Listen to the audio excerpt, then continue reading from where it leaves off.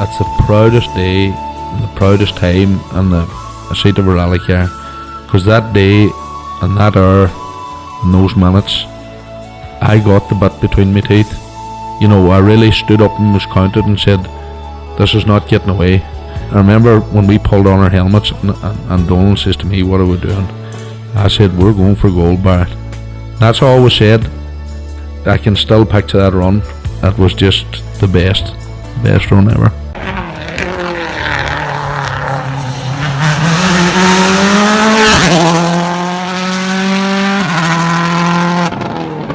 Welcome along to Krunching Gears, the Rally Podcast, Season 2, Episode 16. Before we start, can you please like, share, rate, review, subscribe, all those things. You're doing it. Keep doing it. Much appreciated, as always. Once again, busy old show again, Connor. It is indeed.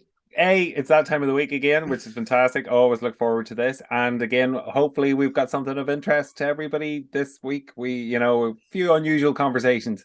That's for sure. This week we look back at Calvin. I catch up with Keith Moriarty, the one co-driver, Desi Henry, the third place in overall, and then the winner of the two-wheel drive, Kevin Eves, which is caught up with them at the finish ramp.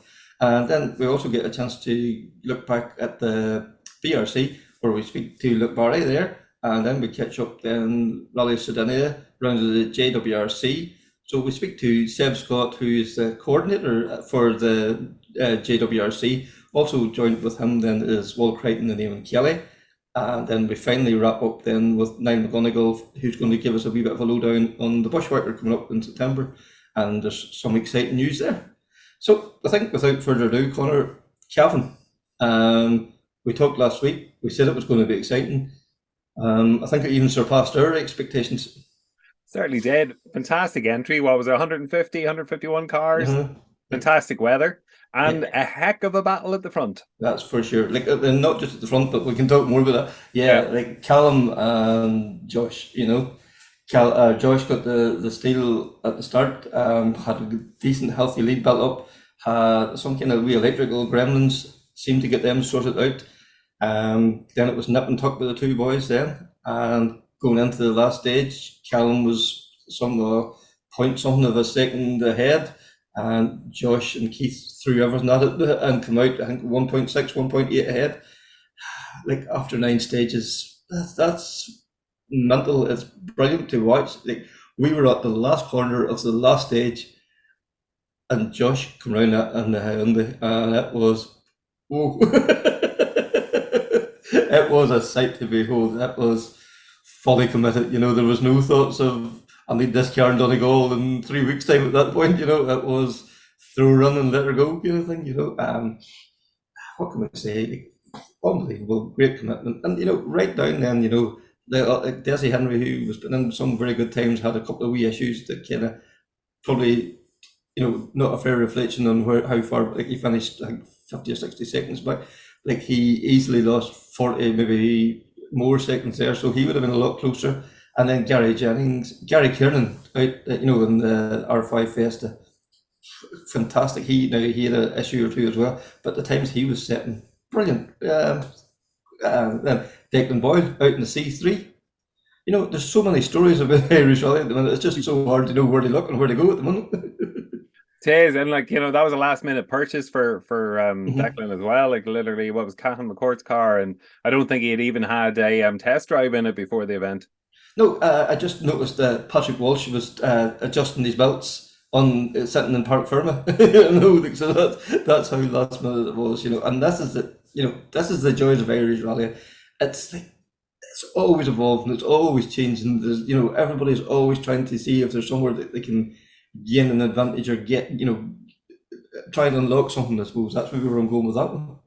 Absolutely, there is. And again, especially with Donegal coming up in 2 weeks, Cabin was a fantastic run out for everybody to kind of do some last minute checks and find out what the gremlins and the issues are with the cars before Donegal.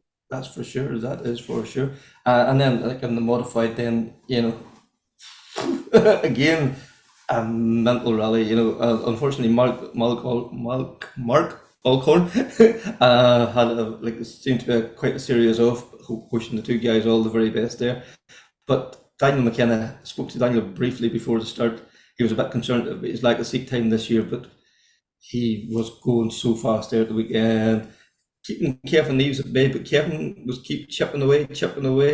Kevin nipped him on the last stage, 0.1 of a second, I think, between them at the finish up. Like, again, after 9 stages, that is unreal. And then Desi Keenan, Desi, like, you know, for a guy that's not out enough to be, shouldn't be competing with those guys compared to, you know, the seat time. Like, I think fantastic, it really is, you know. And then, you know, Richard Moffat then, I think was only a few seconds back on that again. We are blessed with the rallying about at the moment now, there's no doubt about it. We are, like, it's exciting stuff, and as you say, like, there was battles right through the whole field. It was really, you know, it was a heck of a display was put on at the weekend. That's for sure. Even, you know, even down to the Rally 4 guys, like young fella Broken and young McHugh as well too. Like, it was, again, you know, I think fractions of a second or maybe a couple of seconds between them as well too. Like, so right from the number 1 on the road to number 151 on the road, it's just brilliant. So anyway, I think without further ado, first of all we'll hear from Keith Moriarty, then into Desi Henry, and then finally Kevin Eves. Keith Moriarty, the winner of the Kelvin Stages 2023. Nice ring to it. Yeah, thanks. Yeah, it was. I tell you, it was hard earned, and I think if we had to do a last stage like that at every rally, I don't know about a rally anymore. I'd say put about 10 years in me, and I'm grey enough already. But yeah, look, a great weekend was had, and a great race with Callum, and it's good crack. Yeah, and like, there wasn't much thought going into like 3 weeks' time in Donegal. It was all blind that last stage. Yeah, you wouldn't think the boys had much after this weekend with the way they were carrying on, but yeah, look, it's Donegal, I suppose, now next, and today was a good old shakedown for it, you know. But I'll be with Sam now for Donegal, and Andy be back with Josh and Callum and Noel, so there'll be a bit of a ding-dong battle above there now next. That's for sure. Yeah. And like, you know, Kelvin, you know, sort of around to the national championship, that leaves you in a good place now for the championship. Yeah, I think we've 2 wins now, and Josh is a second, but I was with Sam for the first round. So but yeah, we're in good shape now. In fairness, we can't ask for any more after this weekend. I think we got the bonus point on the last stage, so yeah. So we're leading. And the national championship seems to go from strength to strength. I tell you, Kevin, I find it hard to do an international rally after doing a national rally. It's just, I don't know, a lot of lads to say it, like, it's just so easy. You can finish work Friday evening, land on Saturday morning, and you're home again Sunday evening. You know, it's half the work, but you still have the same competition, really, bar maybe 1 or 2 lads or whatever, you know. So no, it is a great championship, and I love the national. So yeah. Desi Henry, you come away with 3rd place today in Kelvin. You have to be happy with that. Yeah, look, we came here and we knew, you know, Josh and Callum was going to be a hard to race today. They've done probably a lot more miling than we've done this year, and obviously we all know it's all about seat time. But no, we made progress with the car. We're relatively happy now with the setup, and I think we've sort of got her in that zone where we can be really comfortable and push on. So look, we were on the hunt for the one earlier on. Obviously had an overshoot in a stall that meant we couldn't race anymore, but no, we climbed back up to 3rd again, and and I think if we needed to push on a wee bit more, we could. And like, you know, that's how the slow rallying has got now. Take a spin or a stall now, it's away from you, basically one day of it. Yeah, you're really trying to find a tenth or 2 a kilometre here and there, and I say 1 spin or 1 stall is enough to wreck your rally. So we were lucky enough, I suppose, we did get back on the podium again. But no, them boys, you know, at the front, they don't allow you any room for moving. So no, you just have to keep the hammer down, and hopefully the results come.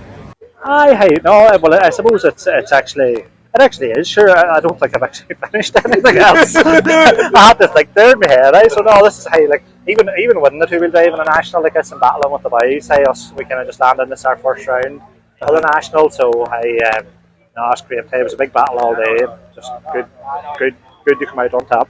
Aye, and like, that was intense out there today. Yourself and Daniel and Desi, it was nip and tuck all day. Oh, it was nip and tuck. Definitely. I suppose we were running maybe at the back of the pack, or we were maybe down 8 or 9 seconds and down at one stage. So it was good to just chip it back and I suppose nip it just by that 0.1 at the end. Yeah, and like, what was that last stage like? Was there much left there? I don't know. To tell you the truth, we blew an aisle. Blew the paddle shift off. We had it on the way up, on the way down. We had a bit of a moment, and I kind of didn't know whether to chillax and try and not go go off the road or something. To be truthful, I went back to the stick with no, I suppose, flat shift, but wouldn't have been that we would have lost any time. It just made me think that wee bit harder to reach for it rather than the paddle. So we just you know what, it's like anything. I think we kind of went in. Yes, we tried to go hard, but we kind of go as hard as we feel in the car, you know, that kind of way, and it felt good, so we chipped on. So and lucky it came out on top, but it just goes to show, sure, even Dazzy, like we only went into that stage maybe 3 up on Dazzy, and like sure Dazzy was maybe just exactly a second behind us out of that last stage, so like it was a big battle all day. Great to hear from Kevin Eves there, and he had a really outstanding drive in Cavan, a phenomenal result there. And speaking of phenomenal results, we had Luke Barry on last week, who told us about about to tackle the Jim Clark Rally for the first time as a driver. And we thought we'd catch up with Luke Barry and Alex Waterman as co-driver. BRC podium on your first appearance, Luke Barry. That's destined for stardom from here. That's it. Yeah, I'll be world champion by 2030, Kevin. That's it. That's the new target. And you're going to give it to 2030? I thought like 2027, 28 maybe, you know. Well, it's better to keep your expectations in check. It gives me 7 years to reach it, which is more than enough. Yeah. What is it they say? Under promise over deliver. Is that it? Correct. I might prefer it that way. I hate people that over promise things. It really winds me up. So that's how I'll do it. And it's even that saying world champion in 7 years, I think, is maybe a bit too ambitious. Yeah, I'm obviously joking. But yeah, quite the experience to end up finishing on a British Championship podium for my first rally. It was very unexpected, but genuinely, actually, I have to give credit to the championship for that. They gave us our moment. We were about 15 minutes down on Kyle White, I think, but it didn't matter, and we were quite happy with that. And like Alex, from your point of view, like this, like rookie that it's only done a few tests and different cars to step in and get to the finish of the rally, and the car unmarked, like you have to tip your hat to. Yeah, absolutely. I like doing 2 events as well. I think a lot of people don't realise that we also did the Reavers as well on the Sunday. So to go 110 mile, I think it was in total, with not a mark on the car was I was fairly impressed. I did have to keep reminding him how much wing mirrors were, but 60 quid. Plus up. Yeah. Unpainted, obviously. Yeah, the Reavers probably went unnoticed, because even I was surprised when I saw Luke tweeting on the Sunday saying, "Oh, and we're taking part in the Reavers." I was like, "What? Good, fair play to you." Well, yeah, the logic was I could have obviously sat out that, but I thought if I was going to do it and commit to it, I might as well do all 3 days. And a lot of this, as we talked about when I came on this a couple of weeks ago, is sort of childhood nostalgia for me. And one of the stages on Sunday was one of the ones that I used to live on. So that was a big one for me. Sadly, I never got a clean run at either time on Sunday, but that's how it goes. But yeah, it was quite intense, but it was weird. I have to say, it's strange, because particularly on Saturday and everything, it felt like we'd finished. So to then sort of think, okay, we're actually going and starting a new event on the Sunday. It wasn't like a normal 3-day event where it's 3 days and you sort of know you're still in it. It does feel like you're starting again, which surprised me, actually. It sounds stupid, but it did. But it took a little bit of sort of adjusting to it. But yeah, I'm still kind of living vicariously through it all. I think today's recording on Wednesday, maybe the first day that I'm sort of semi back to accepting that I'm not doing it anymore. But it's been very tough. The post-rally blues really are a thing. Yeah, like it's a big change from writing about it and hearing other people tell about these post-rally blues. You're going through it at the moment. Is it as difficult as everybody else has always said it has been? Yes, and I think more so. But I'm going to build my part up. For others, they often know they've got another rally coming. I don't. So I actually think it's worse for me. But I would say that. But in all honesty, and I think I alluded it to a couple of weeks back as well, but that's one of the really good things for me, is to learn all these feelings and emotions, because it's all very well, as I said, I like to think I know my rallying, but now having gone through this entire experience, I get to say I've done it, which is cool for me, but I now can fully appreciate just what all these things mean, how it feels, how, like, I don't think I've been too difficult with drivers in bad situations, but at the end of the last stage on the Sunday, we lost all power steering. So I was in a right sulk after it. Alex was trying to tell me that I needed to get over myself, but I wasn't in a great mood. But even things like that, like the way I was and stuff, like I've spoken to drivers in difficult situations. Now I can fully understand why sometimes it's better just to leave them or whatever. It's all, it was a really good experience, I think is the best way to put it. And from your perspective, you watch Dirtfish and Colin doing the stage end reporting and the interviews, like, you know, maybe you understand now how sometimes the drivers can be a bit frustrated that they don't want to give an answer or not in the mood to give an answer, and still they got to put their game face on. Yeah, so we were obviously quite slow. I'll be honest. I could front up to that. I wasn't particularly quick, but there was a couple of stages we did slightly better than others. But there was one on Saturday morning. I think it was the first one where we were caught by a car about halfway through, and it's 30-second intervals. But as soon as you know that in your head, it's just not. So I was a bit annoyed at myself. I wasn't trying to compete with anybody, but that felt like I'd lost too much. I just has so happened to be the right dog's dinner of one particular junction where they happened to catch me. So that was a bit embarrassing as well. I felt a bit guilty. But even that, I remember the entire road section after that stage to the next one, I just felt so annoyed at myself. I was like, no, you've got to do better than that. And I thought, well, if I'm feeling like this and competing for nothing, if you're genuinely in the thick of it and you make it, yeah, it was really eye-opening to understand all these things. But it's amazing how much, and as I say, I was only really competing against myself, but it's amazing how much when you're in a competition, you start really getting into it. I didn't expect that from myself. I kind of thought I'd just drive and have fun. But I felt like I had more to prove inside myself than maybe I thought I did, which is worrying. There we go. And Alex, from your point of view, like, you know, you seen the way he was reacting, did you have to sort of keep him in check almost at times? Yeah, I mean, I'm quite, as Luke will probably tell you, I'm quite a chilled out person, and not really much affects me. I'm not sure that's yeah, I'd argue that, but go on. But yeah, I mean, luckily the road sections, you know, I had my virtual road book in Luke's head, so I don't think I looked at the road book once during the rally. So my main role for the road sections was sort of passenger princess. So I was just on the playlist and trying to get some songs playing for him to try and, you know, just relax him. And I know from driving myself, if I'm smiling and having fun, I'm driving my quickest. So yeah, I was just trying to make him feel comfortable and his life as easy as possible, really. And Alex, with the pace note side of things, how did Luke adapt to you know, I suppose listening to the pace notes? Because I'm sure first time out in the car, your temptation is to do your own thing. Especially, Luke, you probably had a bit of local knowledge, obviously, of the roads as well. Yeah, I always had it in the back of my head, and I'm sure, as I said, Luke would tell you that every now and then I was reminding him to listen to me, especially when, if we were catching cars or a car had caught us and overtaken us, it was, yeah, having to remind him that he wasn't in his Fiesta road car, that he was chasing someone on the road. But he seems to listen pretty well, to be fair.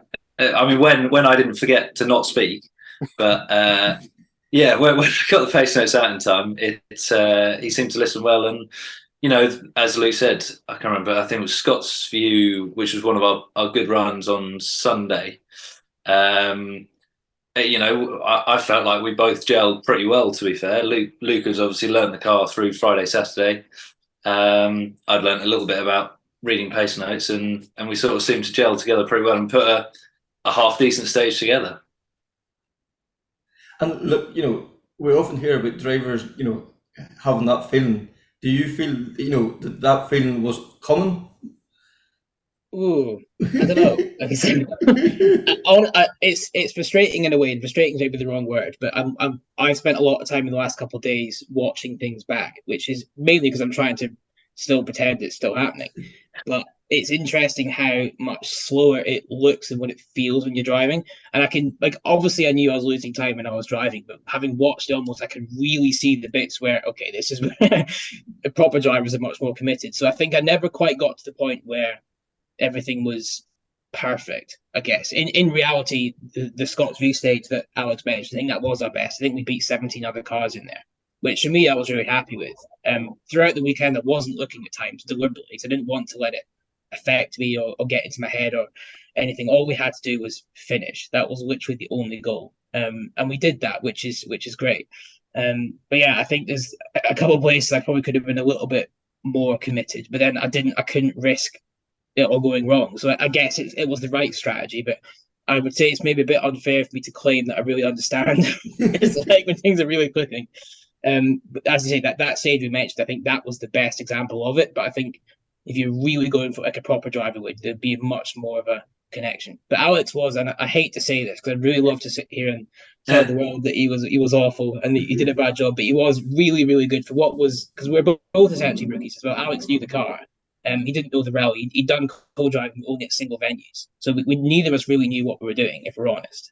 So I think, considering that, it went quite well. But I was listening to everything he said. I was like his little puppet, and he was the puppet master, which is no longer happening now we're at the car. I'm back to having a bit more ground. But back then, it's quite interesting how much I would just trust everything he told me. Yeah. And like, you know, we spoke before we hit record here as well. You were also like, you're the real rally driver. You're already saying, "Oh, the other guys would rally 4 cars, mine's an R2." You know, so like excuses. He's got the bag of excuses already lined up. He's doing so well for a rookie.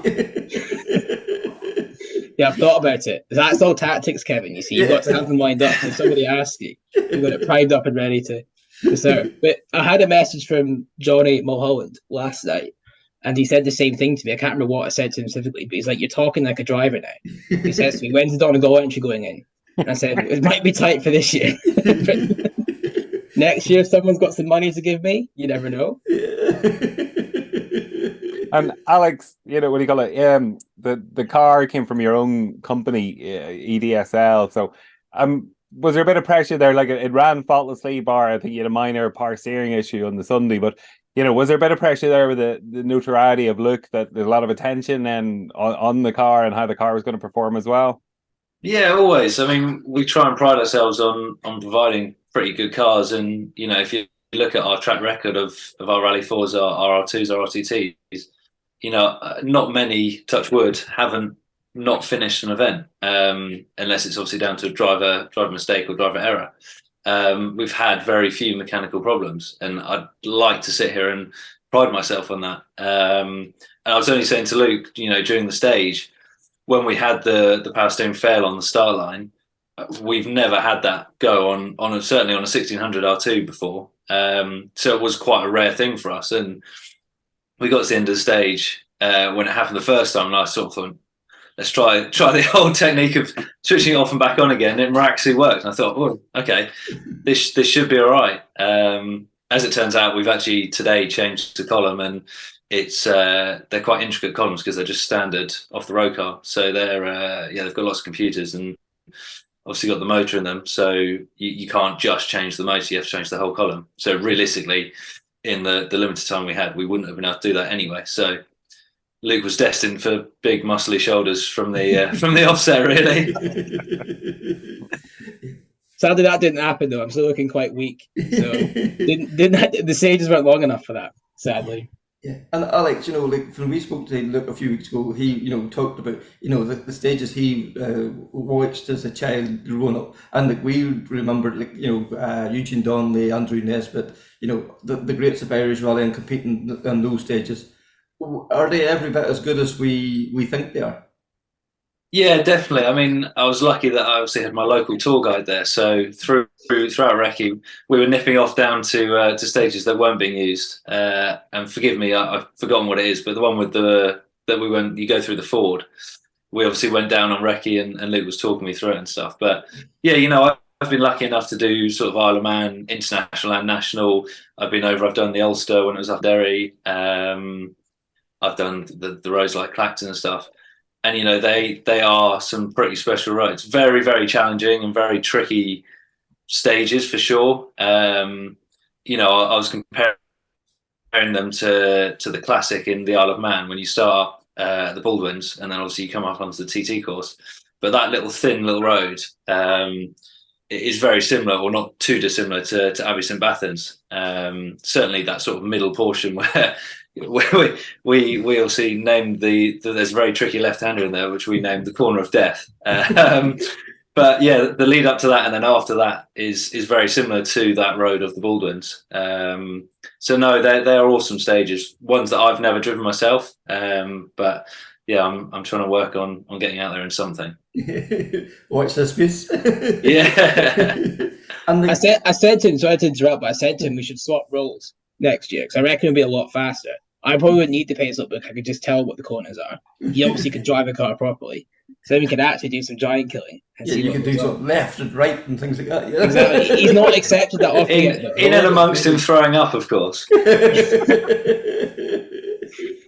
But you know, look, it must do your heart good to hear such universal praise for your local roads. Yeah, it's nice because I'm aware that I've got a different perspective on this rally than others because it's an emotional thing. So it's one of those whenever you sort of love something, you always look for the excuses of things. If somebody says something about it, you go, oh, but there's this reason for this and that. But yeah, it was nice. But generally for me, actually, even myself, to drive these roads at speed, it's a lot different to doing it on even on the recce. And that's something I underestimated was yes, the corner looks like this when you're going at 40 miles an hour. When you're coming at it at, well, I was going to say double for me, probably not double, but a bit quicker. Then things do look different, but they are very fast and very difficult. But yeah, so I think it is. No matter how many different events we have cropping up there, particularly in the UK on tarmac, I think the Jim Clark still has its USP, which is good. And I have to say that again, I saw it differently this year because I was in the car, but the local sort of attention and the amount of people that were in the town this year was really quite a lot. I felt weirdly sort of special. It was funny. People waving at you. Somebody wanted an autograph and stuff, which is mental. I was like, do you realize who we are? Apparently not. There was a lot of sort of attention. So I think the rally, after a few difficult couple of years, is building itself back up again, which is great as well. That's great. That's fantastic to see. And like then also in your class, with you're competing against the two lads, Kyle White and Kyle McBride. Formidable competitors. Like they are fantastic. Both of them have been nominated. Billy Coleman. They are drivers on the up, and it's great to see. We keep going on about the MI Rally Academy. Guys that has been there, done that with it, and it's just they are guys that would need to be watched in the coming years. Yeah, both Kyles were stupidly fast. I mean, McBride obviously had that crash in the first stage, and embarrassingly still managed to beat us on the second stage. Which, to be fair, I'm actually really happy about. I'd have felt very guilty if we took points off anybody with our result. So I'm actually kind of glad he got past us. But yeah, they were both on a serious pace. As I said before, my excuses with the car compared to a Rally 4, they did have a quicker car than me, but it wasn't 3.5 minutes faster. Like what Kyle White did on that first stage was ridiculous. I think he was in the top 20 overall. I was going to say we were going. We did our first pass, obviously hours and hours after they did. But as we were going to the road section back to service, I was there scrolling on the times, just reading out who like in BRC1 and stuff. And it didn't take me long to get to Kyle White, and I think you're right. I think it was 18th or 19th overall after the first pass of Abbey St Bathans, and we just looked at each other and went, "That is seriously quick in a front-wheel drive Rally 4 car." That's a serious pace. He beat, I think it must have been 20 odd R5s and 4-wheel drive cars. It's just scarily quick. Mm-hmm. That's for sure. That is for sure. And that the championship is really starting to heat up. Like that, that's Kyle White, I think, is leading. The Rally 4 category, but it's all still to play for going into the next couple of rounds. And then overall, for Mo, just seemed to be, especially on the Friday night, a league of his own. Just to interrupt there, Kevin, you've forgotten about one of the contenders in JBRC. Oh. If you look at the table at the minute, who's third overall? Oh, you? Are you? the tactical Joker play. You played the Joker, yes. Yeah. Brilliant. But I think 4 mil was expected to be quick at the weekend, given the amount of seat time he's got and given how good a driver he is. But I think a lot of people have said to me that were out spectating on that first night, the different lines he was taking through some of the corners were quite incredible. So we know how good Keith is. And so Keith got done by, I think, about 12 seconds. And that's the stage where he did everybody last year. So it shows you the difference when you have a world-class driver in there. But yeah, it's nice to see that we've got somebody like that. I just hope that we can potentially have, I don't know if Cronin's going to Ypres or not. I think 4 mil is. But I think there is a little bit of a danger that he ends up running away with the championship a little bit. But then you would expect that. But it's nice to also see the guys battling for something. But it was a difficult rally for lots of drivers. We came across James Williams, who was unfortunately off. Elliot Payne was so far off we couldn't see him. So it was a tricky rally. But I think it's going to be Keith versus 4 mil for the championship if Keith can get a result over age in the next few rounds. Yeah, he needs to keep the budget going and keep the momentum going on there too, really, doesn't he? So, and then Johnny Mulholland in the Rally 3 car. The confidence is starting to come there with Johnny, and it's great to see because Johnny is such a lovely lad. I'm going to pass this to Alex because Alex knows how to drive a Rally 3 car. And I wouldn't say I've driven about 15 miles in one. But yeah, no, it's good. You know, I'm quite good friends with Will Hill as well, who obviously has got a Rally 3, and they were both there. And you know, looking at both their times, Will's probably done slightly more rallying than Johnny, so naturally was a little bit quicker. But you know, they weren't far off each other. And I think Will ended up, you know, 20th overall or nearer there or thereabouts. It just shows you how awesome a car those Rally 3s are. I know when I certainly drove one up in Greystoke, they're unbelievable little machines. Yeah, we have also an item on this as we speak to Seb Scott and Wall and Eamon, you know, doing the JWRC, and just those cars, like the performance, what they're getting out of those cars for what they are. I think that it's a no-brainer for somebody that can't afford an R5 Rally 2 car. I think it's a great level. It's a Group N kind of car where it was a few years ago, maybe. Yeah. Well, you just have to look at what John did in Poland. Yeah. And the event before that as well. You know, he was unbelievably quick in that new Evo as well. Mm-hmm. So Rally 3 Evo even. Yeah. So it well, you know, packs a punch. And the thing for me when I drove it was that I've never driven full drive before, and to go straight from sort of Rally 2s and I drive a Datsun as well, so historic spec, to jump in my first full drive car on gravel on a stage that I didn't know, the confidence that it gives you is just unbelievable.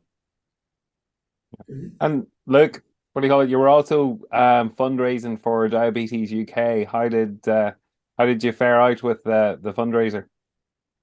Well, I'm quite overwhelmed actually because I had an ambitious target. I thought it was ambitious of £1,000, and we've managed to clear 1,500 at time of recording. So I'm massively grateful for everybody that's helped. And it's a funny thing because I think I said it a couple of weeks back, but I've never necessarily seen the condition as a problem for me. I don't think it stops anybody from doing anything, but I'm aware that maybe not everybody sees it that way. So if there's any way that I could do something to sort of help spread a message, like a good positive story, and obviously help raise some money towards something that could potentially be quite important for me in later life as well. So there was some good incentive there. But I had a message from somebody just, I think it was Monday this week, who said, I've heard about your story. I'm going to tell my son about it, his son being a type 1 diabetic. So that was really nice, quite emotional actually.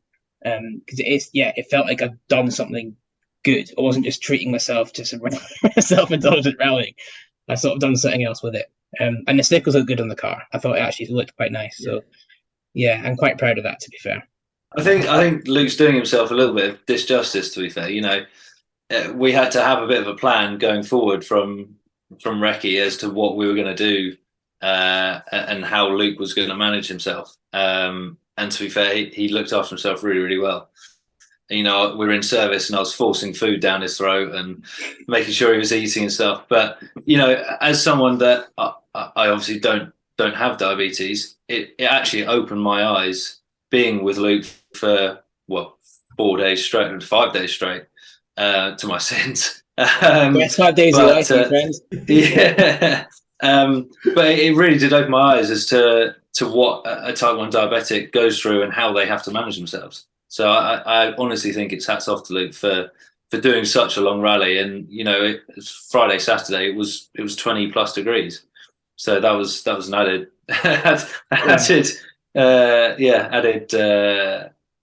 trouble as well. Yes, and I suppose then to finish up, look, the question has to be: is this the end or is this the beginning? I really don't know. This was the debate I had before I did this. Was I could either just never do it and just dream and just wonder what it'd be like, or sort of take the bucket list item off, do it and experience it. And then the risk of sort of knowing where things are. And I'm ashamed to say I've fallen into the trap. I think I went into it with the mentality of, okay, this is probably going to be a once in a lifetime thing. But I'd be very, very surprised if that was the case. It was just too much fun. And it's not even just the driving thing. It's the team adventure thing I really enjoyed. Because even in my job, you do plenty of things around rallies. And I guess more so in the WRC, there's you're traveling abroad and you're with a couple other guys. And in the UK around, I tend to be on my own. But the team aspect is something I don't often get in my job. It's just not really part of it. So I'm going to sound a bit soppy, but I'm really grateful to Alex and all the lads at EDSL. I felt like I was part of a team. And that for me is quite rare in a rally. And it's part of what makes it so fun. Like there's so many events, so many things that we haven't talked about. We probably shouldn't talk about. And it's the same for all crews, isn't it? And that was really nice for me to get to see that. So I think the short answer to the question, Kevin, is if anybody has any money and fancies backing me, I'm not going to say no. And look, out of curiosity, since the weekend, any word from Cyril, Rich, or Yari Matty? Surprisingly not. I think they've just not got my address yet. That must be it. I can't think of any other reason why not. They're probably busy with Sardinia, you know. Even that, I've told you, I've laid out my plans. World champion by 2030. So if they are listening, then there you go. Yeah. That's my proposal. Right, lads. Thank you very much for taking the time. It's been a pleasure chatting to you. Great conversation there. I really enjoyed that there. This weekend coming up now, we have Sardinia, the latest round of the WRC. That's also a round of the JWRC, and we have 4 Irish crews out there competing under the MI Rally Academy banner, which is fantastic. Josh and John and Patrick and Stephen out in the 2 Hyundais, and then we've also got in the JWRC Will Crichton and Eamon Kelly. You know, if we keep going on about it, but the MI Rally Academy is just unbelievable, fantastic. Can't speak highly enough of Sean and John and all the guys involved there. This is showcasing the Irish rallying at the highest level. This is what we need. This is what we want. Listen, and not only do we want it, we're getting it, and we're getting plenty of it. And from what we're hearing is that there's plenty more to come as well. Mm-hmm. That's for sure. It's fabulous. It really is. It's going to be hot this weekend. By the looks of the long-term weather forecast. The stages can be traditionally quite rough over there as well too. So that's going to be probably survival of the fittest nearly over the weekend, I would imagine. Well, will be, yeah. I don't know if it's going to be as hot as last year. I know there was major issues last year with the crews, particularly the Rally 1 crews and the heat. So it won't just be as hot. And there is possible threat of rain maybe on the Friday. But what do you call it? No, it's going to be rough and it's going to be tough. There's big jumps in Sardinia and some rocks and bedrock in there too as well that could affect the car. So particularly the junior guys. Mm-hmm. Yeah, like them running so far back, all the Rally 1 and then the Rally 2 cars will cut it up. There's no doubt about that there. So, coming along your Rally 3 Fiesta down the field a bit, it could be quite rough and bumpy there, I would imagine, So, yeah, it's going to be interesting to see. M Sport started to come good there, his last couple of rounds. Tannick seems to have the bit between his teeth. Kelly Rovenpera back with renewed vigor in the previous round as well. Hyundai, as Thierry going to have something like this. If you need to get his season back on track, Alvin Evans the same. There is so many stories to be told. There is, and then you got to throw Ogier into that mix, and it makes it harder for the rest of the guys who are trying to get their season back on track, knowing that the world champion is there as well. You mentioned what do you call it, Tannick there, and Tannick's complaints after Portugal was basically around the dampers, and I saw a picture there up on social media from the test, and in shot was 4 of the shocks and dampers sitting there, and so I wonder was that a deliberate message or not. I don't know, but certainly been working away. And again, with regard to Neville claims he was on the wrong setup completely compared to Danny and what do you call it, Lappi in Portugal. So again, he's going to look up the settings they're using for going into Sardinia as well, and hope that gives them a leg up. Excellent, yeah. And then the Rally 2, like Josh and John, like the last 2 outings have been nothing short of outstanding. It'll be great to see them carry that pace into the weekend there as well. Absolutely. They've had some fantastic seat time, all consecutive as well, which is really, really going to help them. Fingers crossed to get a trouble-free run, and no reason why they won't shine if they do. That's for sure. And again, and Patrick and Stephen as well too. They showed in their very first riding in the WRC that they can mix it, and we know the talent that Patrick has. We've seen him at home. It's been great to see that shine on the world stage as well. Yeah, Patrick had a fantastic outing in Croatia in the Hyundai, and that's tarmac, which is not his natural or most comfortable.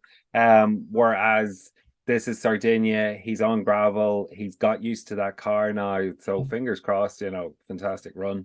That's for sure. That's for sure. And then the JWRC, then Eamon and Wool out there too. But I think without further ado, I think we'll cut across. We caught up with Seb Scott, the PR guy, then that looks after all the junior.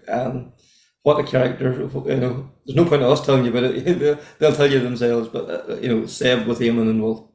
We're joined this evening by Seb Scott, Eamon Kelly, William Crichton. Lads, you're all very welcome. Thank you. So, Thanks.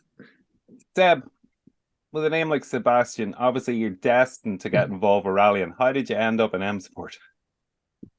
That's a story. Well, actually, Maciek didn't want to hire me. He didn't like me. True story.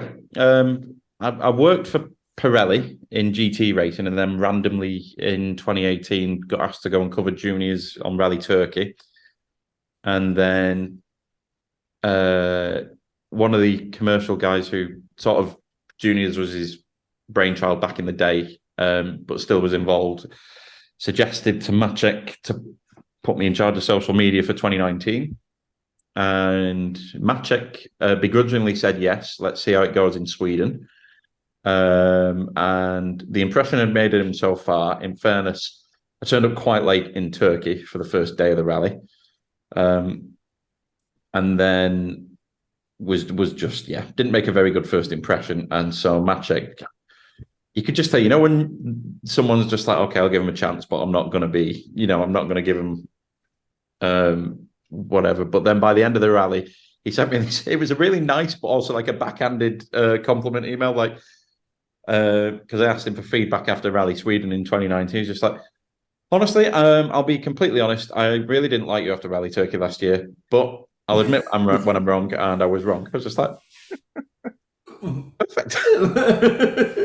And so I think the rest is history from there, really. Like, we started with juniors, and then in 2021, Anna, who was like the PR manager of M Sport, went on maternity leave. They advertised the job. Quite a bit of a similar story here. I applied for that job and didn't even get an interview. And by this point, I knew everyone at M Sport and Rich and everything. And I was just like, oh, have you had my CV? Yeah, we'll let you know if you got an interview. Nothing. And then 6 months later, the person that they'd hired had to move on. And so Rich was just left with no choice, really, but to give me a shot, because they were quite desperate. And here we are. So, I sort of fell into it all, really. It's just honestly, when I was growing up, I was really into motocross. And then knew I wanted to work in motorsport, but also knew I wanted to do media, and I did hospital radio, and I did the world's worst hospital radio commentary of Formula One. It was terrible. There are recordings out there. And then at uni, got involved in student radio. I did motorsport engineering at uni. That's a scary thought that I actually do have an engineering degree. And then after uni, from a placement year, I was a team manager for a race team. And then after uni for a year, I was a team manager, but my hair started going thin, and it was just way too stressful and I just fall naturally into the media stuff more. So I enjoy it, prefer doing it. And that's about it, really. And then from the social media side of JWRC, you're also now presenting on the RC Live as well. Yeah, that was, so it was basically because the promoter took over ERC last year and really sort of, I think anyway, brought like the best bits of the All Live package to it. And I think it really helped make people realize actually what a really good competitive mid-level championship this is on the international stage. And last year, basically, I just spoke with WRC about doing a couple, and then got offered 4 rounds this year to do some stage ends, and really just loving it. I love stage ends the most out of anything in this sport, because Julian Porter does say it best. He's going to love me now for making a reference to Julian, but basically, in what sport are you able to speak to an athlete after, like, Ronaldo has just scored a goal in football, or Lewis Hamilton has just gone pole, like the moment he's actually crossed the finish line, not after the cool down lap and whatever. And you get all sorts of interesting reactions. The way I look at it, whenever you get like the bad reaction, it's all in the heat of the moment stuff, and you could get very embarrassed about it, but it adds to the drama of the sport. Thankfully, Eamon and William haven't been too bad. They've not had many diva fits at the end of a stage yet. John had a massive diva fit in Greece last year. That was hilarious.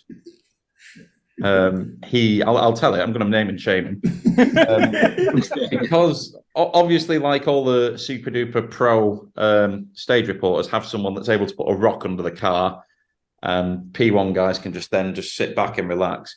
It's just me and Adam doing the stage ends, and sometimes we don't have time to put a rock under there. And John had just had a really bad stage in Greece and fighting for the championship. And I think he'd had a puncture. And I think this is sort of what, so he was a bit stressed. And he got to the stop line, and we open the door and just put the microphone in to speak to him. And then he just said, "Where's the rock? Where's the rock?" As his car just slowly started rolling forward and away. And then you just heard, like, we were left at the stop line, and you just saw the Fiesta Rally 3 slowly, like, rolling away. It's just like, "You've not put a rock under the wheel." So, yeah, they're the moments that you'll live for. Yeah, because there's something so raw about the stage ends. You know, we have it here in Ireland, like Killian Duffy and Andy Walsh. As you say, it's that, you know, they haven't the time to, you know, to cool down lap or to gather their thoughts. It's what exactly is in their brain at that time comes out. The filter's gone, and the adrenaline's still pumping as well. What's it like for you two, actually, when because you've literally crossed the finish line and you don't know whether there's going to be someone there? But at what point do you think, "Oh God, I've got to speak to someone"? Kevin, this is not for you and me.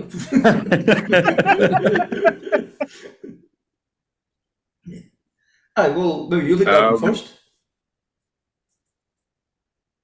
Yeah, You don't know what to say now. Yeah. No, you don't really think about it, I suppose, until I mean, you're not doing the last couple of kilometers of the stage thinking, "What am I going to say to Seb now at the end?" So I suppose you kind of only think about it, you know, whenever you see that they're there. But for me, I think it's easy in a way. I think if something bad happened, you say it. It's because, as Seb says, it's so in the heat of the moment that it's natural. You don't have time really to, you know, think. Of course, you can say something smart if you don't want to give, you know, information away, or you need to be smart if there's maybe a problem with a car that you don't want, you know, your competitors knowing. But generally, if it's just a comment on how the stage went for you, I think it's, in a way, it's quite easy, because you say, you know, what you think and the truth, and hopefully it comes across that way. And Eamon, what's your thoughts now? Yeah, much the same. I mean, it's very hard to be calculated when you're full of adrenaline. You know, that usually just takes over. But it's, as William said, it just sort of flows. Of course, you have to try and contain yourself to it, but if you're not happy, no one really cares. So it's like, you know, don't whine. And you only learn that when you look back at yourself whining in the past and you said, I actually sound like a dick. So it's it's about trying to contain yourself a bit. But yeah, no, it's grand. It just flows quite naturally after a while. And Seb, for the stage end, like, do you have, you know, questions prepped in your head? Do you have a bank of questions that you go to, or is it just automatically whatever flows from your mouth as you open the car door? It really varies. So I can give you an example. This weekend, like in Poland, an ERC, Hayden Padden found himself like in this no man's land. And so you have to think really hard for these people that they're not they've got a big gap ahead, a big gap behind, and they're just doing the best to get through. So you're like, what can I ask him other than how do you manage to manage this position? And it was like, he'd just come from some rally in New Zealand and was going straight to a test in Sardinia and then straight to like Barbados. And I thought, you know what? How on earth are you like staying focused for all this? Because these guys all know like the prep that just goes into one rally, and he traveling from the other side of the world. And I hate long haul flights. Like if you've ever done a long haul flight, okay, it's great getting to the destination, but you're a zombie when you land. And I had that question prepped, and then he got to the end of the stage and had a puncture. And it's like you always get like these really good questions, or think of these really good questions, and then something happens. But you've got to be prepared to make sure you've got something. And so in Croatia, like I'll give you an example as well of when you get to ask a question that you want to ask. There was a stage in the afternoon, and there was a load of rain being reported in the stage, but where the weather meteor crews were, it was dry as a whistle, blue skies. And when we were driving, it was absolutely chucking it down. And we got to the stage, I thought, if there's rain on the next stage, what tyres have these guys got? And then you ask drivers, are you planning for rain? What tyres have you got?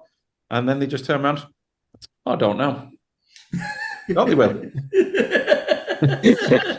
Remember I was saying sometimes you can't give too much information away.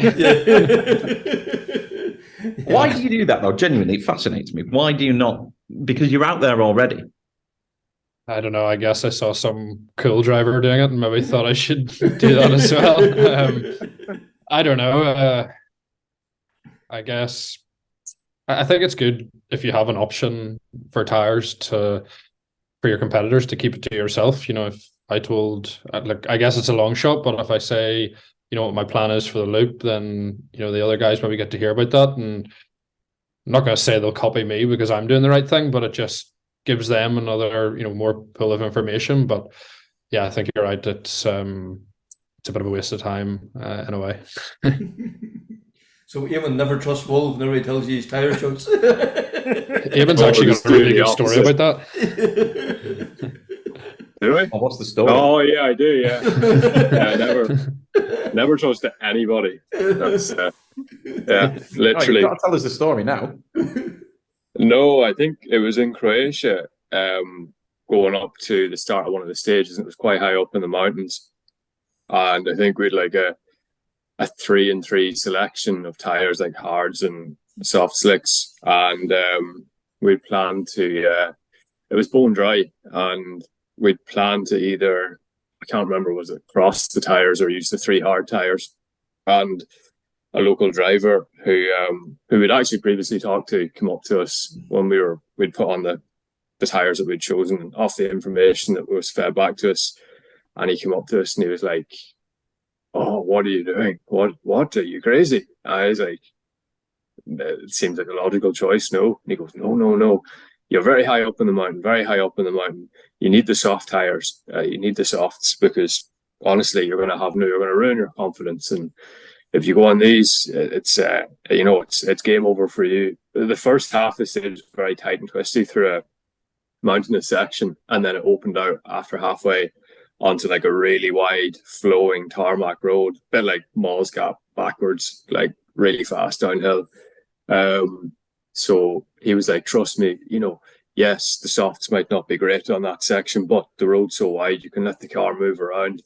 I was like, Jesus Christ. I was like, right, okay, Connor, here, why don't we get these tires back on? And I was going, this guy is really concerned for us. Like he's worried about our safety here. But pulled it back on the softs, and it was so bone dry when we got to the start line. I was thinking, this guy's done us over here. Like it was so dry, and we got through this. Like, you know, the tires we had on would have worked 100%, and I wouldn't mind after going back to before the start line when we put on the 3 soft tires. One of the lads in the Rally 3 came behind us and he goes, "You're on all softs. What are you doing?" And by the time we got to the fast flowing section, the soft tires were cooked, and going down the hill was so sketchy. The yoke was. It with 3 softs and a hard tire on, and I think it was all the left-hand corners were just complete sideways. Had a little bit of grip on the back on the right-handers, but left-handers were broad sideways all the time, and it was just a matter of surviving. And it was just like never ever trust anyone again. Drove by him on the road section, and it was as William says, he's probably looking at us laughing at us. But yeah, it was, you have to just stick with your gut and never trust anyone. How much did you pay him, Will? I think it's difficult, isn't it? Like, especially, I don't know, if it's a local driver, someone giving you information, if you're first time to, a new rally, it's a difficult position to be in for anyone for that sort of, for that sort of event. Yeah, it's one of them trust things. people, don't you? So yeah, it's one of them things too. Might have worked for him, and maybe it was the style of driving that worked for him. Didn't work for me, but yeah, it's not that I don't think he was going to gain anything out of giving us the wrong tire choice, but it's you just have to stick with your gut and go off your own information. Seb, you get to know these guys. You're with them on their journey through all of the events. Like, you must become very invested in them and, feeling their pain almost when they don't have a good stage or a good event. Yeah, the one I hate is mechanicals the most. Like, Croatia, we were set for a ding-dong between Will and Lauren, and we got it for a few stages, but then Will went off, and it wasn't even a big mistake by any means. It was, you were just slightly offline, really. And if it was at any other corner, if it was just a banking, they probably would have scraped the side of the car a bit. And I hate seeing it when it's the small mistakes that completely take people out, or it's like Laurent had a coolant leak that then basically he just had to fight through and hope for the best and retired from the lead on the penultimate stage.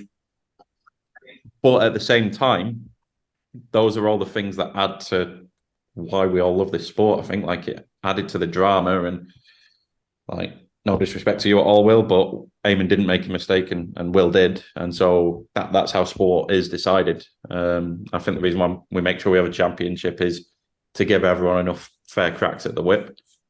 But yeah, I think in juniors as well, because we are quite tight-knit, we know these guys. We sit down and sometimes try and have breakfast if Will or Raymond's family kick us away from the table. But we spend a lot of downtime with each other, and so. But I think the guys between them as well, when you went off the stage, Will, at the stop line, Lauren you could just see his face completely the fight had been sucked out of it basically, and yeah. It's I guess you guys go to a rally, you don't want to win it, but you'd love to win it by a country mile, but you do it because you love competition. You like the sporting aspect, I guess, and that's what we all want to see. And M Sport promote that as well, because you used to run a lot of events in the days leading up to the event. I think wasn't it ice hockey, different things like that. You had the guys doing. Yeah. Is that kind of a team bonding exercise almost? Yeah, definitely. The main reason behind it, I'm giving away all the secrets here, but it is purely to get the guys interacting. Because it's a championship, but for some people, it's as much an experience as it is a championship.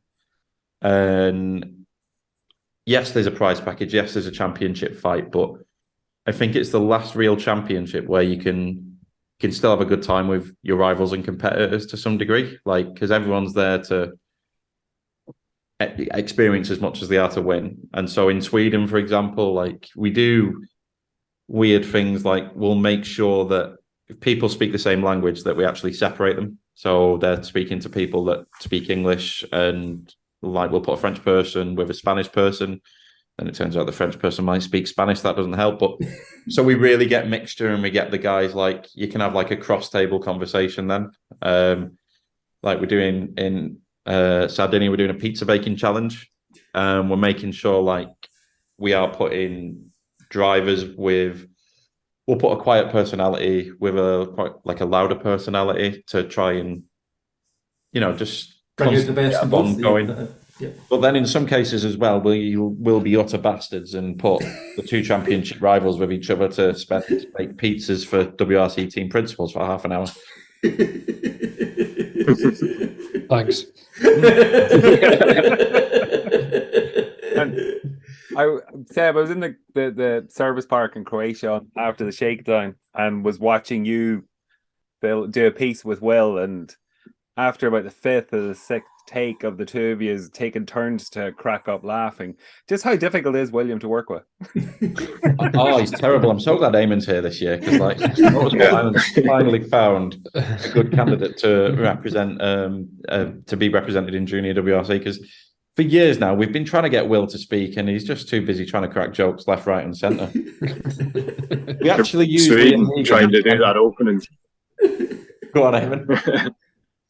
No, I remember that opening scene that took about at least 30 minutes in Sweden.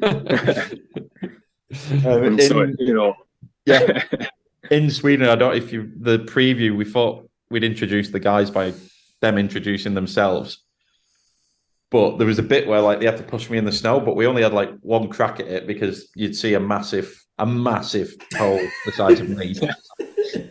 And so Will and Eamon had to practice these lines to just nail them because we only had to do it in one take, and they couldn't keep a straight face for the whole thing, and it was pretty cold out there. And then once Will had pushed me, I had to stay in the snow, and I think it was like -8. The sun was going down, and Eamon just kept fluffing his line, so I just had to stay. It was horrible. Never doing that ever again in my life. In our defence, our role as drivers. We're not actors. Yeah, we should have got the co-drivers to do it. They're great at reading from a script. It was your idea to lie in the snow, so we didn't. It's a bad idea. Don't ever listen to me when I say I've got a good idea, because it's not. It's terrible. I had a good idea for the livery launch this year, and I ended up spending 36 hours at Dovonby Hall without any sleep. Another one of your fantastic ideas. But like Ireland, we've north, south, and all here. We've been so lucky. We've had John Armstrong, Callum Devine, Rob Duggan done a few rounds. Like, what is it? Do you think, Seb? Like, is it like that? The Motorsport Ireland Academy has done fantastic things over the last few years. For us, it's fantastic to see these guys coming up through. Like, do the Irish bring something to M Sport? Yes, definitely. I think with rallying, there's got to be like a spirit and a bit of camaraderie with it, and there's got to be a bit of crack. And there's one thing, regardless of what sport they're in or wherever they are, you boys are very good at bringing the crack.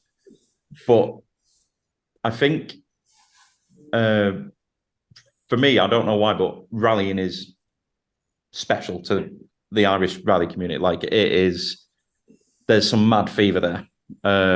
More so than I'd say, in my opinion, than we've got in England at the moment, or in the UK, to be honest. And it's because weirdly, the only rally I've ever been to in Ireland was West Cork in 2020. So, probably wasn't the best one to pick. No. I was shocked by the amount of people and how hard it was to get a hotel booked for a national rally. Like, it is next level, and you use our flying the flag, Will and Eamon, quite literally now with the livery and everything. But there's a lot of support behind them, and I think it shows as well. We see it on social media whenever there is success from an Irish perspective. There's a shot in the arm there from numbers, but also just the pedigree that we've got. And then you see like Josh Mack now, okay, he didn't do juniors, but I think Josh Reese, especially in Poland and Portugal, is slowly turning it around. And it's such a close-knit community as well, that you all know each other and you all support each other, as far as I can see. And it's great. We love it. And like, Eamon, from your point of view, you were born and bred, you've done rallies here. To go on to the world stage, it's going up another level. But do you feel ready for what's in store for you?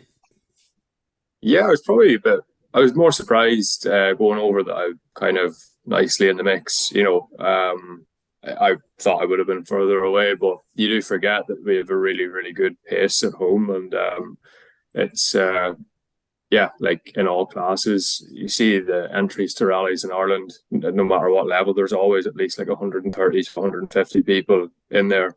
And it's a really, really good base level. And you get that from day one. And so yeah, you probably don't realize it, but yeah, it sets you up quite nicely. Of course, nothing can set you up for new terrains and new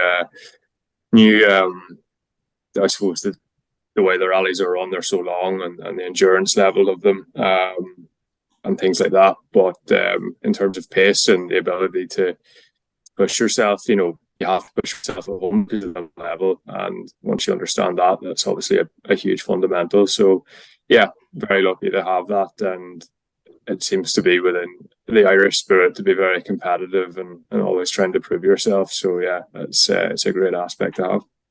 Yeah, and it's totally the same question to yourself. You've been about a few years now, and you've been on the world stage now a couple of times or a couple of years. But you've kept the connection to home. You've done the circuit. You do the Down Rally, West Cork. It's nice to come home, but it sharpens your pace for coming home, and you can take that experience into the world level as well. For sure. I think the first time I probably noticed that the most was when Callum went and did JWRC. I can't remember exactly what year that was, but then when he came back home, I know he did a bit in the ERC and different events, but when he came back home and then made the step up into R5, how he was just immediately fit to, fight for wins. And, he was just straight away, he was nearly one of the quickest boys in the R5 category. So, but I guess it stands to sense, when you go and compete in these events and you have to write your own pace notes, and you've come up through the pyramid that they call it now, and into especially the Rally 3 car now, to come back home, and if you get the opportunity then to drive a Rally 2 car, it's likely that you're going to be fit to challenge for rally wins, which is pretty cool. So unfortunately we don't get to do so many events back home, but yeah, if you compare it to the likes of Josh, I do more than him, so I'm lucky in that sense. And we try to, any event that we do at home is usually for a reason, whether it be the Down Rally or the circuit that was before Croatia. So unfortunately there's just not as many gravel rallies back home. If there were, maybe we could have done a few of those before Sardinia and Estonia and things like that. But yeah, ideally we would do some testing or events closer to the rallies that we go to. But I love competing back home. I have a question. Yes. Will mentions not much gravel in Ireland.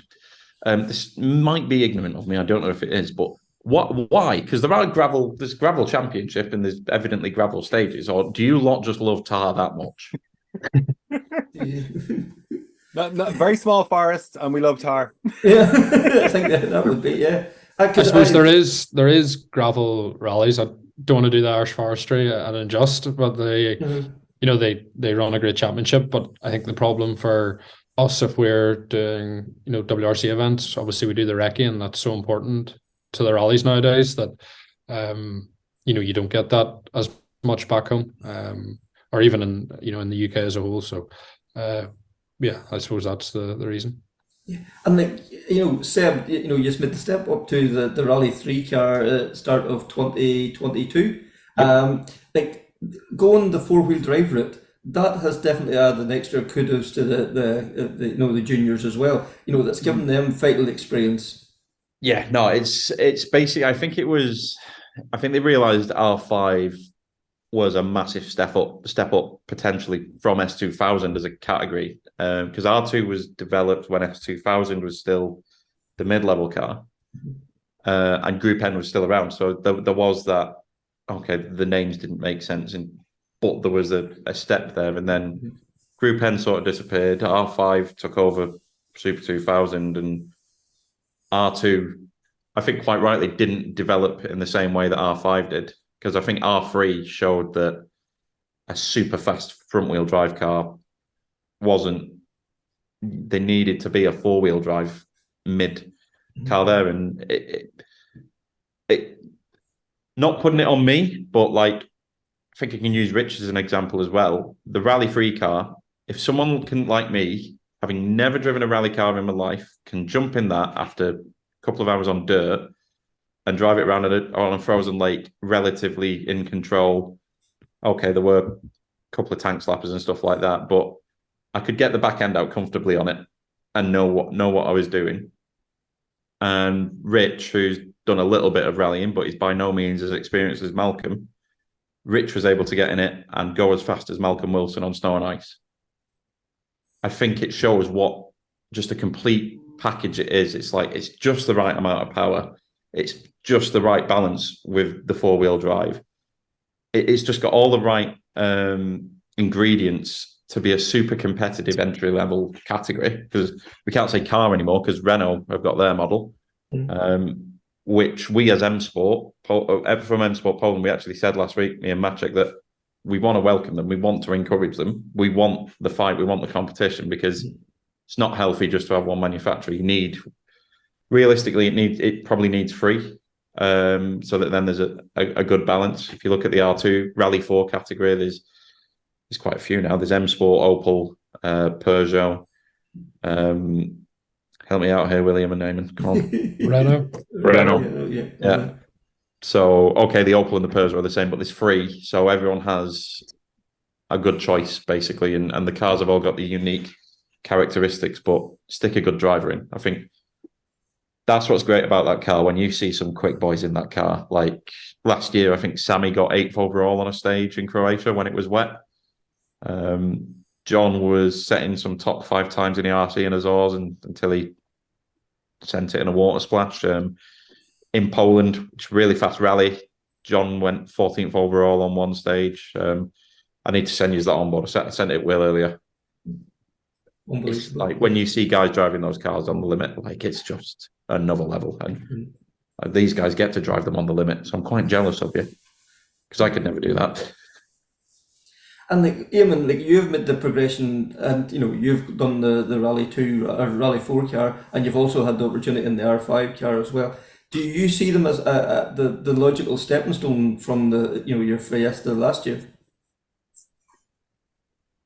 Yeah, I think so. I mean, if your aim is to try and be fast in, I guess, the likes of the World Championship, yeah, definitely.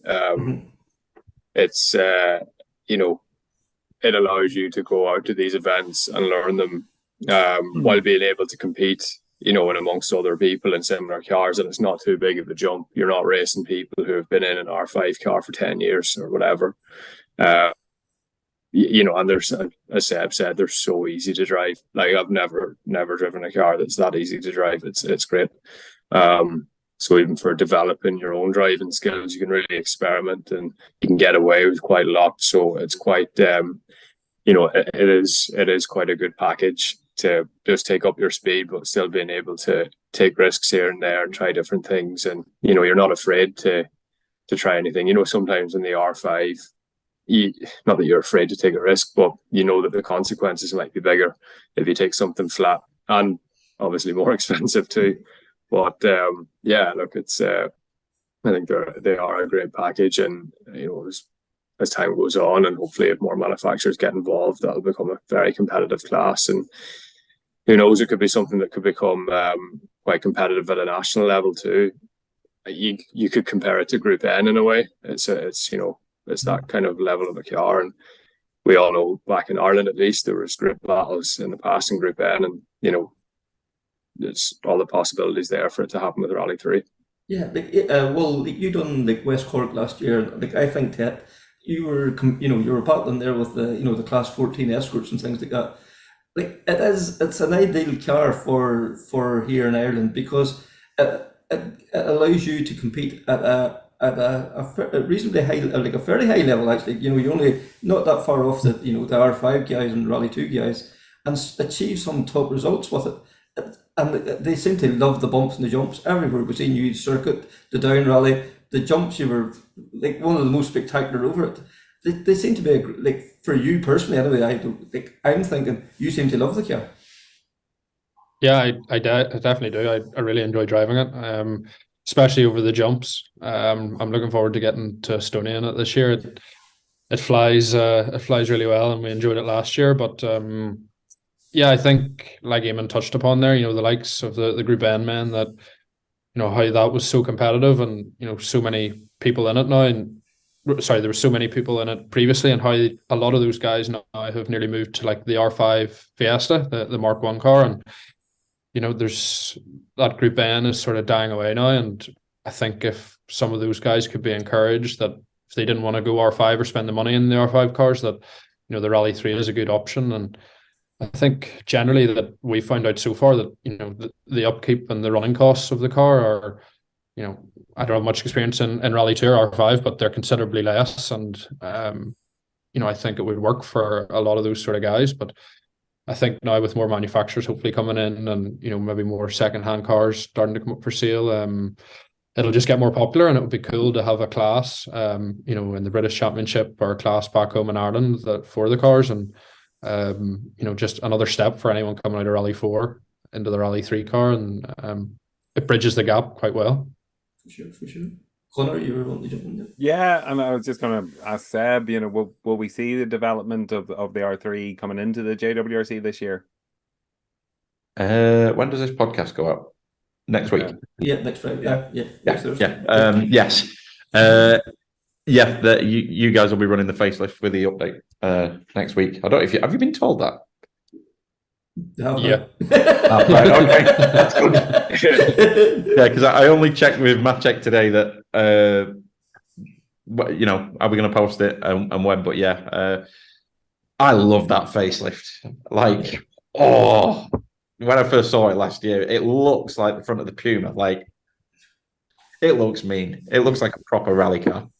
Like, but yeah, all these guys are going to run the new update next week, and it's by no means like development's still ongoing. It's almost a continuous thing with most manufacturers anyway.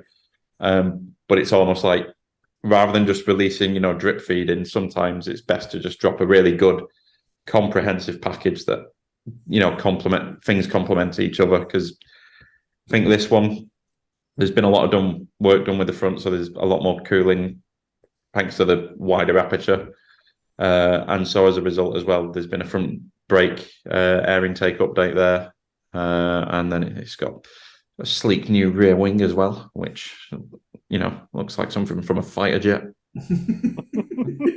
Looks the nuts. Easy tagger. And do you feel that it's been developed with John Armstrong, the 2 ERC rounds? Do you feel it's a good step forward? Yeah, because I asked John, because he's been driving that car. Did you drive it as well, Will? You did. Yeah, I drove the tarmac car, and it was pretty awesome. I actually said to the guys after the test that we did in Poland, that don't think I've ever driven a faster rally car. Genuinely, I know, not in terms of not to 60 speed, but just when I got to know the bit of road, it was quite a narrow road, a bit like Ypres in a way, in round houses, and quite bumpy. And the speed that you carry in the car with the new dampers, it was really cool. Yeah, I know. John said it just felt more polished, I think is the word he said. It's like he said, it's not a different car, but it just feels better. Drivers sometimes aren't good at describing things, I've noticed. I thought you as a PR man would have a better understanding, better words. Well, it's the engineering degree that should be helping here, isn't it? But blame the drivers. That's what the co-driver does. But so that obviously that helps to gives you something to talk about next week. And how this all affect the championship. It's always creating the story. That's suppose where I'm going with that. Yeah, and I think the more important thing is as well, Maciek could have chosen, we're midway through the championship, they're all using the same equipment. Why bother giving them an update? Because it's just going to cost more money. But you do want to give these guys the best that they can possibly get. And I mean, okay, it's Rally 3, but in juniors, they're all effectively works cars. They're all in factory prepared cars. They are prepared where they're made. Prepared by the manufacturer and being maintained and run by the manufacturer. They're baby works cars, and it shows. I think, I don't know what you guys think. When you go to, it's not a dig at other people that run cars, if you know what I mean. But sometimes, there's just they know the cars that well that they're able to just get everything and deliver it almost dialed in straight away. Yeah, and Williams, can you step into that car? You'll step into it now on Friday morning or Thursday morning and start in there. The car is pretty much ready to rock. Oh yeah, for sure, 100%. I mean, you wouldn't have any question over the preparation of the car. As Seb says, it's effectively a works team. We're just unfortunately not works drivers yet. But yeah, but I think you can see that standard without even knowing the car. The way everything is organized. Maybe not some of Seb's media activities, but yeah, it's maybe a hard thing to explain, but just the general vibe from M Sport as a team and what they put together. It's going to be good before you even get into the car. But yeah, I think the updates will be good. And I was actually testing today in my own car, and I was able to get that quiet. I was able to put the updated dampers in, so that was nice. And to be honest, I've been out of the gravel that long that it's maybe hard in a way to notice the difference, because it felt like quite a new sensation from driving on tarmac for so long. So yeah, it was good. Chance to get a run in the car anytime before the rally is always a positive, but sets us up nicely before the rally. And Eamon, from your point of view, your car's always been run by VSM. If not the best, definitely one of the best prep firms in Ireland. But stepping into the Fiestas, it's a whole different other league. Do you feel that sense of that this is the pinnacle, at this level? Yeah, look, as Seb said, they build the cars, they know them inside out, they deal with them every single day. And yeah, I've been fortunate to have a really good team around me growing up, who also know their equipment inside out. But yeah, these guys, they live and breathe it. It's unreal. And you show up to a rally and the car it's effectively brand new. It's class. And if you have an issue, you send a text, you can be fairly sure that it's going to get sorted. And no matter how big it is, it'll get sorted in the time frame. And they know, they don't have to question what needs to be done. It's just done. And yeah, it's obviously very, very reassuring. And they're all a really good bunch of guys too that are working on the cars. They're evidently hardworking, and you can say anything to them. You can have honest conversations, and everything. Like I said, it just gets done, and it's a really good environment to be in. So, like I said, they're a really, really good bunch of fellas. Seb, 3 rounds to go: Sardinia, Estonia, Greece. How do you think the championship's shaping up this year? Unpredictable. Sorry, Will. Yeah, I don't think you could have called. There's been like a couple of curveballs. I think we're yet to see the best out of Diego Dominguez, because he's been on 2 very new surfaces to him. He's fast on gravel. We've seen that. So I think we're going to see more from Diego in Sardinia. I think Pellier has shown he is very quick at adapting to a car, because he's had 0 test time, never driven on snow and ice before in Sweden, and I think he was 1.5 seconds a K off the lead pace at the start of the rally, and by the end of the rally he was on the lead pace. So Pellier, I don't even have to ask Will a name in this. The guys know Pellier straight away won't be bang on the money, but within a couple of stages he'll be there. But then I suppose, for the psychological battle anyway, if Laurent posts the fastest time on the first stage, then that could be concerning if you're trying to fight for a win, because every rally he's done so far, he's got quicker.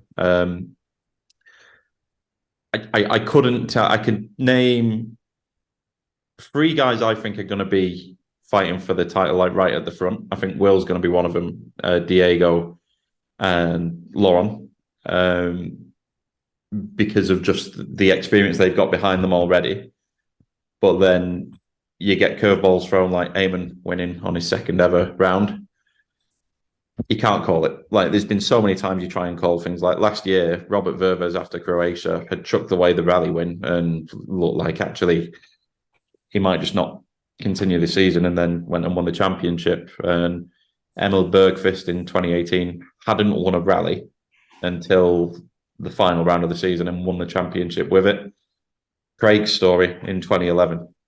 That's one of my favourite sporting stories of all time. Won it on the last stage of the last round. Like, it literally went down to the wire, and the stage win points and the double points on the last round as well. It keeps the fight alive. I don't know how you guys feel mentally, but you can't really predict or think, oh, well, if I'm in this position by the fourth round, that you'll be fine, because the double points at the end are just like anyone's game, I guess. Sure. And just we should maybe dwell on that there, that, you know, that last point you made. Like, you talked about probably one of your best sporting moments, what Craig done. Like, that's up there with Leicester won the Premiership. You know, it's that level. It transcended rally, and it really did. Like, and it's, even thinking about it, the hairs are standing on the back of my neck. Just what he done to have the mental strength to do that. Never mind anything else. You know, like. I'm getting goosebumps now, because like it's spent a lot of time, obviously, the past month in a way, like looking back at things like that, and it's just insane, because like, I think by the middle of the season he had half the points of Egon Court. Like, no one. I wasn't in rallying then, but no one must have had, like, apart from Craig and probably his family, like. And you've got to have that self-belief as a driver, and I think it just serves as a massively inspiring story. Like, you know, don't count yourself out, and like what Craig said in Sweden, you know, don't let let anyone put you down. You know, you've got to be your biggest supporter in life, not just in sport, I think. That's for sure. That's for sure. Because like, he showed it time and time again, you know. But like, so like, well, you know, you showed that in Croatia. You know, like you had that. You know, you slid off the road and all. But to come back, and you knew you had to start banging in the times again too, because you were getting points for the stage ones. Is it hard to pick yourself up and dust yourself down, or do you just have to single-minded approach? I need to go out here and be fast again. Yeah, that was one thing I was actually going to say about the team. I think that was quite impressive that, you know, the car came in on Saturday afternoon or evening, and I don't think there was a straight panel left on it. And then the next morning we were able to go out, and, you know, we had a car that was fit to win 4 out of 4 stages. So yeah, I was actually really happy with how we finished the event in Croatia, because in a way we were probably going you know, faster than we needed to go. You know, you can never be sure if, with having no splits in the car, are you going fast enough and to get the stage win, and how crucial the stage win point is. But it's our speed was, I would say, as good on Sunday as it was at any other time throughout the weekend, and it felt extremely comfortable, and we were enjoying it. And obviously it was quite a, you know, not such a nice accident to have on Saturday morning. So for Liam to come back and the notes to be 100% from, you know, the first corner and the first stage on Sunday morning, and for, you know, to be happy with the drive at the end of the day, I was happy with that. So it's difficult with the JWRC. It's you know, especially for the likes of the rally in Sardinia, you have to be quite smart when the opportunity arises, but at the same time you can't forget about the stage win points, and that's where it gets quite difficult. And Seb, like, what, you know, even, you know, the way the championship is with the points and the double points and all that, do you think that would help in the actual Rally 1 as well? Because, you know, like we see come Sunday, you know, if there's 4 stages on the Sunday, the first 3 are almost like not a drive round. That's probably unfair, but it's there's drivers already driving with one eye on the power stage. Yeah, I think it's something that behind the scenes that is being looked at anyway, is like, what can we do to inject more into Sunday? But I'm genuinely of the opinion that, you know, on Saturday as well, you'll see some guys just getting the mileage, and, you know, they've got a duty to finish the rally for the manufacturer points. If you put stage win points on every stage, still have the power stage one, like, I'd be interested to see how the mindset changes. And I think it'll alter the tyre strategy game to another level. But say if some guys, you know, get a puncture, okay, right, they might be out of position, but they're not going to poodle around then. And same for the guys that are, the 30 seconds off second and 30 seconds ahead of fourth. They're like, oh, well, actually, we focus on the notes for that middle stage in that loop. We'll squeeze it, see if we can get an extra championship point there. And it adds to the unpredictability, which is why we all love rallying and sport as well, is what we want to see. And I don't know what you guys think, because these two are the ones scoring stage win points. Like, do you strategize it? Do you think? I mean, I know Will did in Sunday, or do you? I know. Well, to be fair, Eamon had a very different job. Yeah, I think it comes down to a lot of maybe the context of the rally and how you're feeling in the car and pace notes. I think it's difficult maybe before the recce to try and say, this is the stage I want to focus on. I want that stage win point. Of course, if you've done the rally before, that's slightly different. But I think it's something that after you've done the recce and you maybe get into the rally, that particularly maybe the second loop of the stages, if you're in a position where you need more points or you're in a position where you feel comfortable to push on a bit to try and get the stage win point, then that's maybe when it's more sensible to do it. And I'm not saying that we don't always try to do it, or we do it other times probably when we shouldn't do it and we get away with it. But I guess, it's such a difficult one, and it's so important as well, because in a rally you've usually 21 stages, and there's nearly the same amount of points you get for winning the event. So it does add up to a lot of points during the end of the year, and particularly in the championship, you have to drop your worst score, but all your stage win points stay with you. So once you win it, it's with you for the whole year. So it's definitely difficult, particularly coming into a rally like Sardinia. So I'm not quite sure what the strategy is just yet. And Eamon, as you say, you haven't had the chance yet to win the stage, but going from winning a round of the JBRC to being going into the last stage in Croatia, knowing if I get through this, keep my nose clean, I'm going to win a round of the Junior World Rally Championship. Does that weigh heavy on you? As you're watching the lights count down? Yeah, definitely. There's no point in beating around the bush. There's a fairly big knot in my stomach that day. I must have gone into that portaloo like 3 times outside the regroup. But at least I didn't try and let anyone see that. Tried that pretty casual. No, yeah, of course. But you just have to focus and with like some main will, we get the right prep and training from the likes of the academy to deal with them sort of situations. So it was grand, to be honest. We just went and enjoyed the stage. But yeah, when you're in that environment, you're in the World Championship, everything's bigger than you've previously experienced. So of course, situations like that are always going to weigh heavy on you. But no, you just have to step up and overcome them. And yeah, like going back to the whole thing of stage wins and stuff like that too, it's very much a case of picking your battles. And we found that in Croatia, obviously we've got a lot less experience than some of the other drivers, but we'd done 3 stages previous in the warm-up rally, and we knew the stages and we were confident. So we were like, right, well, if we're going to have a go anywhere, it's here. And I think we were always only a handful of seconds off fastest. So, you go where you're confident, and obviously there's stages too where that carnage can happen and mistakes can happen, and you have to try and, be quick, but also avoid dramas too. So yeah, it's about picking and choosing your battles, and that's the exciting part of it. There's so much strategy to the whole thing. And Seb too, Eamon just mentioned there, the Motorsport Ireland Rally Academy. We know what the level of prep that they're getting before they come to an event.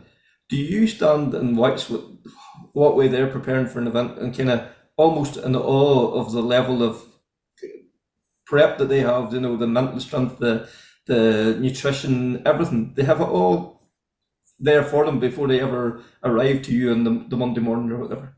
Well, I'm getting a bit bored of Be Real at the moment, because all Eamon's doing is posting pictures of his notes of stages. No, if you be real is basically it goes off, you've got to take a picture, and pretty much all this week, Eamon's just got a picture of his notepad, and I'm just like, why don't you type it out? Like he's handwriting it, and it's like amazing in a way. Like Eamon Kelly, by the end of this year, will have a book with handwritten descriptions of every stage that he's done, which I think is like, how many people these days sit down and write stuff on a piece of paper, and never mind, like, really. Sorry, Eamon, I'm like, I mean, you posted it on Be Real. It's your own fault. And it's, you know, okay, the onboards is an obvious one. But I think it's things like that Eamon doing, like understanding what is this stage about, not just knowing the direction, but I guess writing is part of your way of really like understanding and digesting the information, and then it's something you can revisit. And you know, it's that level of detail that you've got to do to be the standard of a world championship driver, and it's really good technique. And then there's other ones like, you know, there's no point eating healthy just for a rally and then afterwards eating McDonald's and drinking beer. I mean, I endorse it, but you know, because you've got to be preparing your bodies weeks before the rally, and so you've got to. These guys have to be strict with themselves. After you know, Sunday night of a rally, I think you can let your hair down, which these guys are good at, and it's the discipline. Effectively, you know, you've got to, if you want to be successful, you can't go out with your mates on a Friday night, even if you're 4 weeks away from a rally. You've got to get up at 6 a.m. You've got to go and get your bike ride in before you, because a lot of these guys have got jobs as well. You know, I mean, every time I speak to Will, he's doing something random with cattle or a tractor or something, isn't it? Yeah. Sometimes you get very graphic descriptions, and you forget what you rang up for. And then other times it's just like, oh, I'm just going picking a car. It's like, oh, have you got a new job? It's just like, oh no, I just like driving a recovery truck. But you know what I mean? Like most of us, we just have our normal job and then we go home and, you know, whatever, watch Netflix, play PlayStation. And it's almost like these guys are managing normal life and being elite athletes. So it's just next level. Mm-hmm. Yeah, because that, as you say, it's constant. Like we had John Coyne on there a few months ago, and they were flying out to Mexico, and there was some connecting flight. Seb Ogier was getting on the same connecting flight. He was amazed that Ogier was sitting on the plane prepping his notes, you know, going through the DVD or whatever. But that's the level that you have to be at, you know, right from, you know, number one on the road till, you know, if you want to be the best, you have to keep at that level constantly. Yeah, so it's like every minute of time that you can devote to it is performance time, effectively. The more prep you put in, is it the 4 Ps or something? Proper planning prevents piss poor performance or something like that. And you can understand why co-drivers, for example, are these super okay, they might appear to be super serious people all the time. They're not, but they are super focused because they have got to be on the minute. They've got to be all with the details, because make one mistake as a co-driver, 1 second mistake as a co-driver can be a minute penalty. And you've just got to have total respect for that. And you can sort of understand in a way that it's confidence, I think. And so if you know you've put all the spare time in the world that you can into prep for a stage, you know you can only do your best. If you've not, you know you could have done better, I think. And like Eamon, you know, you mentioned the trust there. Like we've seen yourself and Connor, you can almost finish each other's sentences because like there's that total bond in the car. And like, well, you're the same with Liam. Like it's another level of friendship that you have there. Yeah, it's I obviously, you know, lucky to have a long-standing co-driver. It's hard to come by these days. You see people jumping in and out of cars frequently, so you do feel lucky to have someone that you have a genuine relationship with outside the car. And yeah, like I think I sent some on board on to Luke Barry, who's doing the Jim Clark this weekend for the first time, and he was laughing. He says, "Jesus," he says, "You know, you and Connor, you fairly shout at each other during the stages." And I was like, "Yeah, it's grand. Like we've just known each other long enough that we could probably hit one another a box and it would be fine. Like 10 seconds after." So it's you know, you need to be on the same page and same level as someone, and fully trust them. And you know, you can say anything, everything's honest. You both want the same thing. You know, there's nothing in between, and yeah, it makes the whole thing so much easier, and it becomes a real team effort then. For sure. And well, you're the same. Like you've either crispy chicken or Liam Regan there beside you, and Can you make Liam wear that suit in Sardinia? Just see to get an FIA homologated, and then Tell you what, I'll do a 5K run with you if Liam wears that suit while we do the run. I'll do a run with you if you wear the chicken suit. You'll do the run. You'll do the run. In. Actually, Seb, talking to suits, what are you wearing right now? Can't stand up there. Do a 360. I am wearing my wetsuit because I was quite late for this podcast. I do apologise. And my lift was late as I went for a lake swim, and I didn't have time to get changed, so I literally just pulled my wetsuit down and put a t-shirt on. My socks soaking wet, by the way. And my office chair, which I'm going to be sat on all day tomorrow, is also the hardships you put yourself through for this podcast. Exactly. I am committed to the cause. I'd like to see you lot soak your wetsuits and go and do a rabbit. Put your race suits even. But well, Liam, like you just been together now. What? 6-7 years now at this stage, and like again, it's that level of commitment, that level of trust. Yeah, for sure. I think Liam originally got in with me in the juniors, and it was more to teach me how to drive rather than to tell me notes. And yeah, just developed from there. Obviously, Liam still does a bit of driving. He's got an entry in for Donegal, which is cool, and the historic Skoda. So yeah, it developed just from the juniors, and then grew legs, and now we're in the junior WRC. So yeah, I think as Seb touched on earlier, you know, we're known for bringing the crack, and you know, there's always plenty of cracking around the team with us. So yeah, he's very good at what he does in the car and his preparation, and then also there's you know, we get on well, and as Eamon said, you have to be able to do that if you're away with someone for a week and in the car basically every day with them. You know, you can't always talk about rallying. So yeah, we're lucky that we both have you know, long-standing navigators. Yeah, I think yes, you want somebody that you know knows you, you know, knows what buttons to push, you know, at the start of a stage. But as you say, you also need somebody that can know when to pull you back, or know to distract you away from, you know, like in downtime.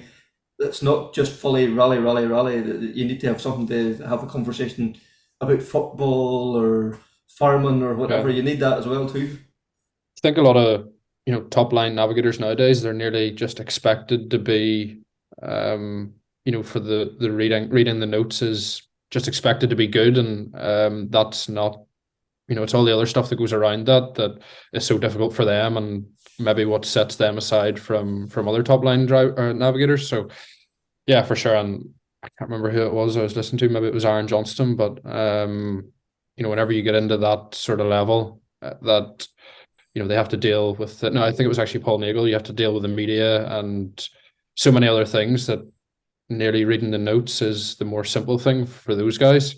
So yeah, they definitely have a tough job. Have you two ever navigated? Yeah, I have a 100% record in the Navigator C. 3 out of 3 class wins. 100% win record? Yeah, 3 out of 3. I can't be stopped. 100% retirement record over here. There's a challenge for you. I actually did offer to navigate for you, Seb, I thought, at the end of this year. You're offering to navigate for me? When did that's right. I said that on the way back from Croatia. When did I say drive? Was I drunk? No, I think you were sober. I'd never drive. I don't trust myself to drive. I'd be like, I'd probably think, oh yeah, I'll be able to do this, and then embarrass myself tremendously and waste a lot of money in the process. You do get a lot of fines in the hire car, so I hear. So yeah, right, yeah. Moving on. Talking about co-driving anyway, and documentation. Yeah. Like having experienced it last year, the pace notes, I thought that was like the biggest challenge and all that. Like Amy said, it is almost like quite the easy part. For me, it was like you get to the end of a stage, you've got to reset a trip, you've got to stop a watch, you've got to hand over your time card, and then you've got to get your road book out and get that to the right page, and then you've got to get your time card back, but then you've got to check, is there I've forgotten what it's called, but the bit where you give some of your time cards over. There's just so much stuff that co-drivers have to do. And then the driver's looking for directions and one thing and another then too. Yeah, and then the driver's just like, right, can we go? And it's just like, give me a minute. You should go to the co-driver side, Seb, whenever you're doing your stage interviews for Sardinia. Do you know, who was it in ERC? I almost went round to the co-driver's side just because I just thought it'll be different. And then I didn't have the ball to ask them. So I'm ashamed to admit that. But I think it needs to be done. If someone listens to this now and does it, I will claim that as my idea. But you don't think there's enough to do without you sticking the mic in and trying to talk to them as well. But you know what I mean? Like literally they are, we always say they're the unsung hero, but I think it's the pressure that they've got, because it's like that time card, that piece of cardboard is your rally.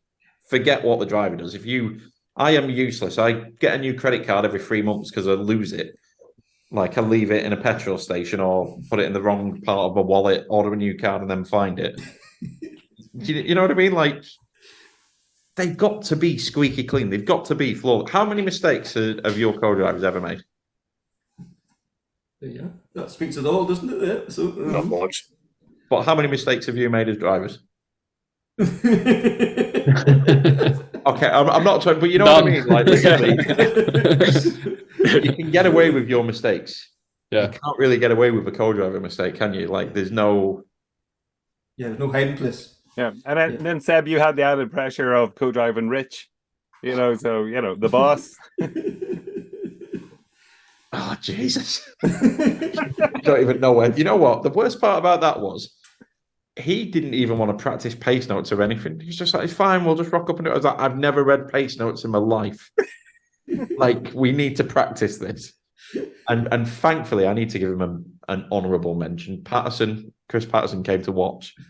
And I had the best and biggest crash course lesson in how to be a co-driver in my life. And I think probably by one of the best co-drivers in the world. He's going to hate me for saying that, but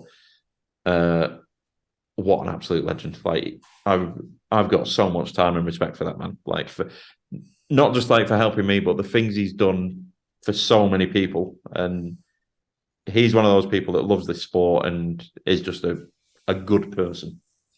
Yeah, he just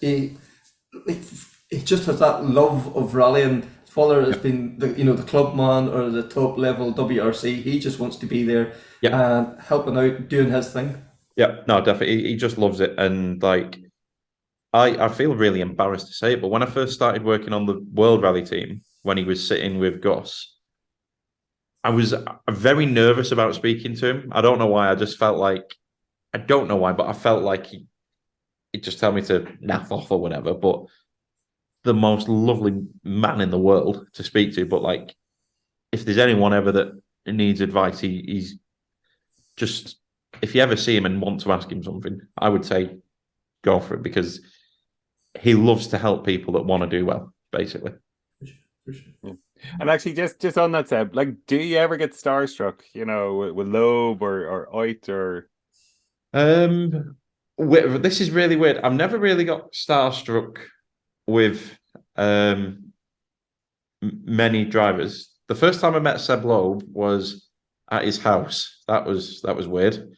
Because I wanted to interview him for a junior thing, and I messaged through a friend who was friends with him, and he said, "Okay, fine. If they want to do the interview, they can, but they've got to do it at my house in Switzerland." I was just like, right. And so, like, literally, I went straight from a rally. I went via Switzerland for the day, basically, and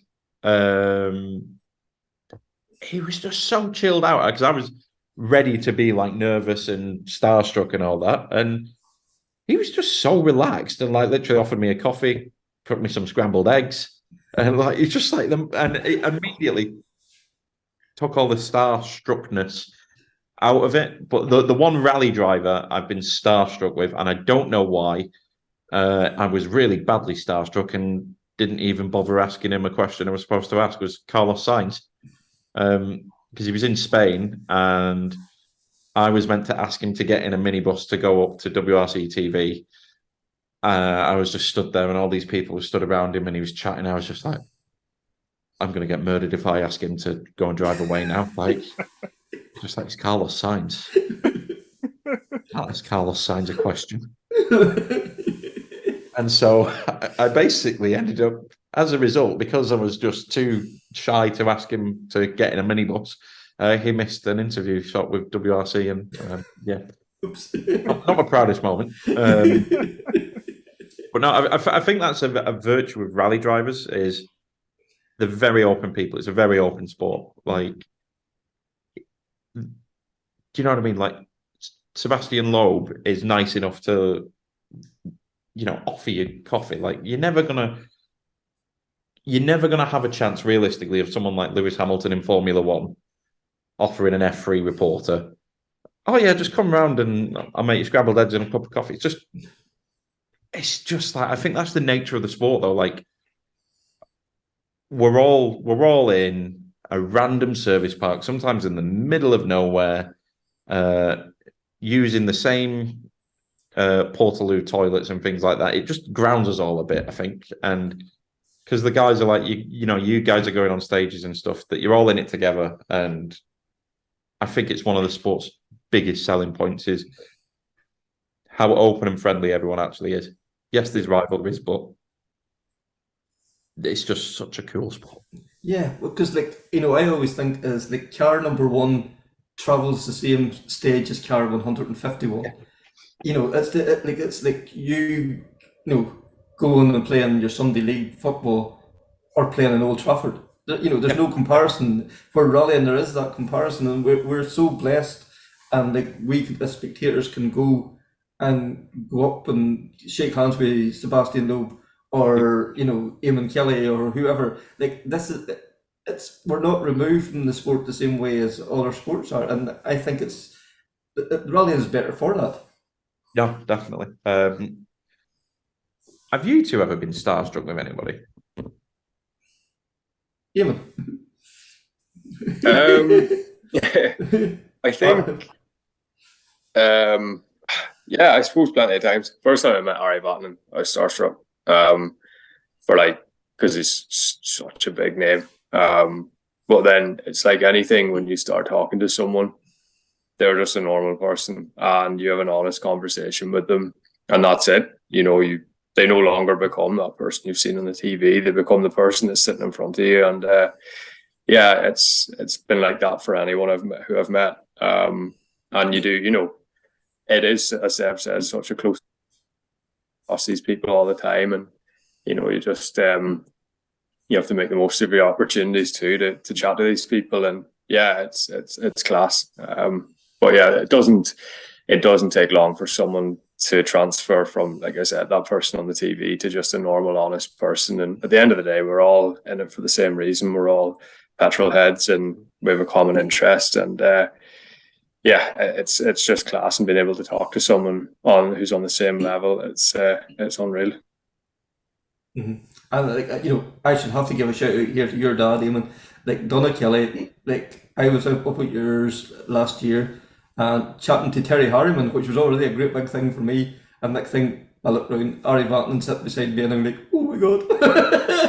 But he was, as you say, he's just a man. He loves rallying. He just loved, he just puts you at ease straight away.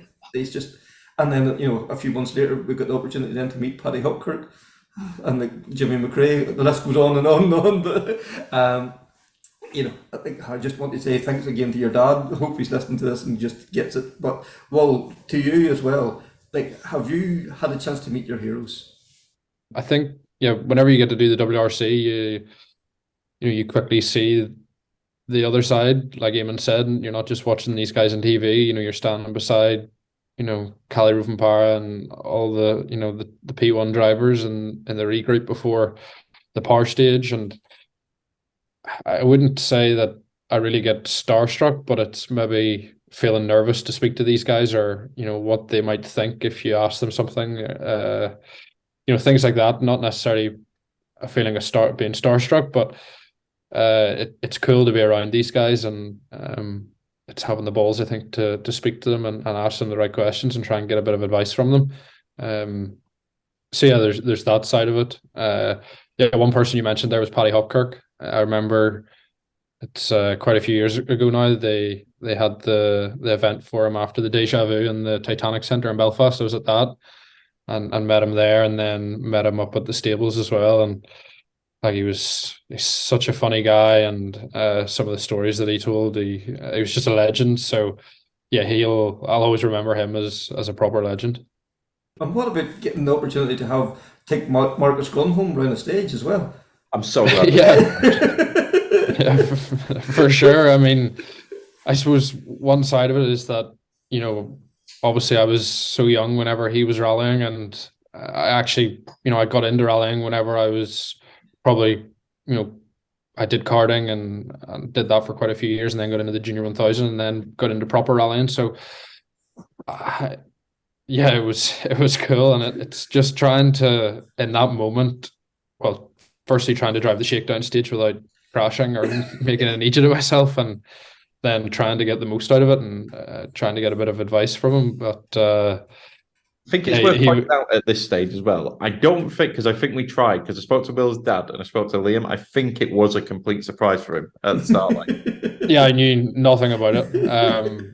We did the first pass of shakedown and then got to the start line, and there was all these cameras, and Seb was faffing about it as if something was going on. And then Marcus turned up, and Liam knew about it, so then he sort of gave me a heads up what was going on. So yeah, like that's another thing, being part of the JWRC. I wouldn't have got that opportunity. And he's an interesting guy. We got to talk quite a lot because there was a bit of a queue before we got into the stage. So I don't think we talked actually much about the rally itself. To be honest, it was just about life and different things and his time in the WRC. And yeah, it was cool. So no pressure, Seb. I don't know who you've got lined up for Sardinia. Watch this space. Well, no, we've got a cool one, I can tell you. You're going to be cooking pizza for all the WRC team principals. That is cool. So I think, best pizza gets a test, something like that.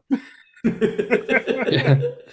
So, Eamon, you're an advantage here now. You're like MasterChef material out here, So Yeah, I know. Like hearing this, I can see it now. Works, drive, confirmed. Yeah, pepperoni pizza. It's all falling into place. you just need to start asking around, find out what Yari Matty's favourite pizza is. Yeah, I know. I reckon he probably eats like anchovies on pizzas or something. And, yeah.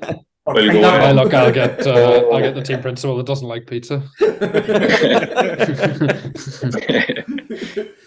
We'll find out which one of them likes pineapples in their pizza or not. If they do, I'm not driving the car. And Seb, there's been variations of the JWRC. There was the S1600 Cup, the WRC Academy. We're in the juniors now. Is there more evolutions planned, or is there changes coming down the line? I know this year and next year it's set to stay as is. I think this formula's proved sustainable, if that's the word, because I think the importance of this championship is WRC2 as a championship, people really like, it's the second to WRC, but WRC3 is very much seen as the entry level in how to get into the sport. And so rather than it just being a championship just to win, it needs to offer, I think anyway, it needs to offer something to help the champion progress in the sport. And the best way to do that is if you do it as a one make, because then the manufacturer can support it with prize drives then, for example, which is what we are on now. I don't know what it means though, because obviously Renault now have a Rally 3 car. And so the WRC 3 championship is about to become a multi-manufacturer championship. I know, quite biasly, we'd love it to say as a single make, but for many merits. Everyone remembers Super 1600 and they were epic cars. There is no question. I'm ashamed to admit one of my favourite cars is a Saxo kit car, just because it represents the genesis of junior WRC to some degree. But they were struggling in like 2007, 2008. They were having to allow R2 cars to compete against Super 1600 cars, and they just weren't competitive because the manufacturers had spent so much money on testing and driving the costs so high that when the manufacturers realized actually this isn't a manufacturer level arena, it just left the fields empty. And when it became an academy in 2011, the numbers shot up again. And since then it's been a single make. And okay, we're coming off. I still sincerely think we're recovering from COVID even now, because 2019 we had 17 cars on Rally Sweden, which is just insane. 2020 even, sorry, Sweden 2020, and that shows, I think, the momentum and growth that was there. And then COVID hit, and so things got knocked back. And I still think very much now we're having to regrow again. But I think single make keeps it a level and fair playing field, allows the manufacturer to support with a prize package, and it also allows the team principals to see they're all in the same machinery, so I know who's doing the best.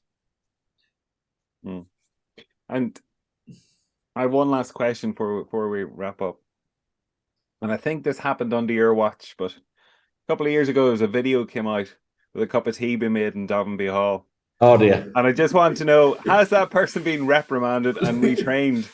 So that person, thankfully, was sacked on site, was escorted off site by security, and was forced to work in Formula E for the rest of his life.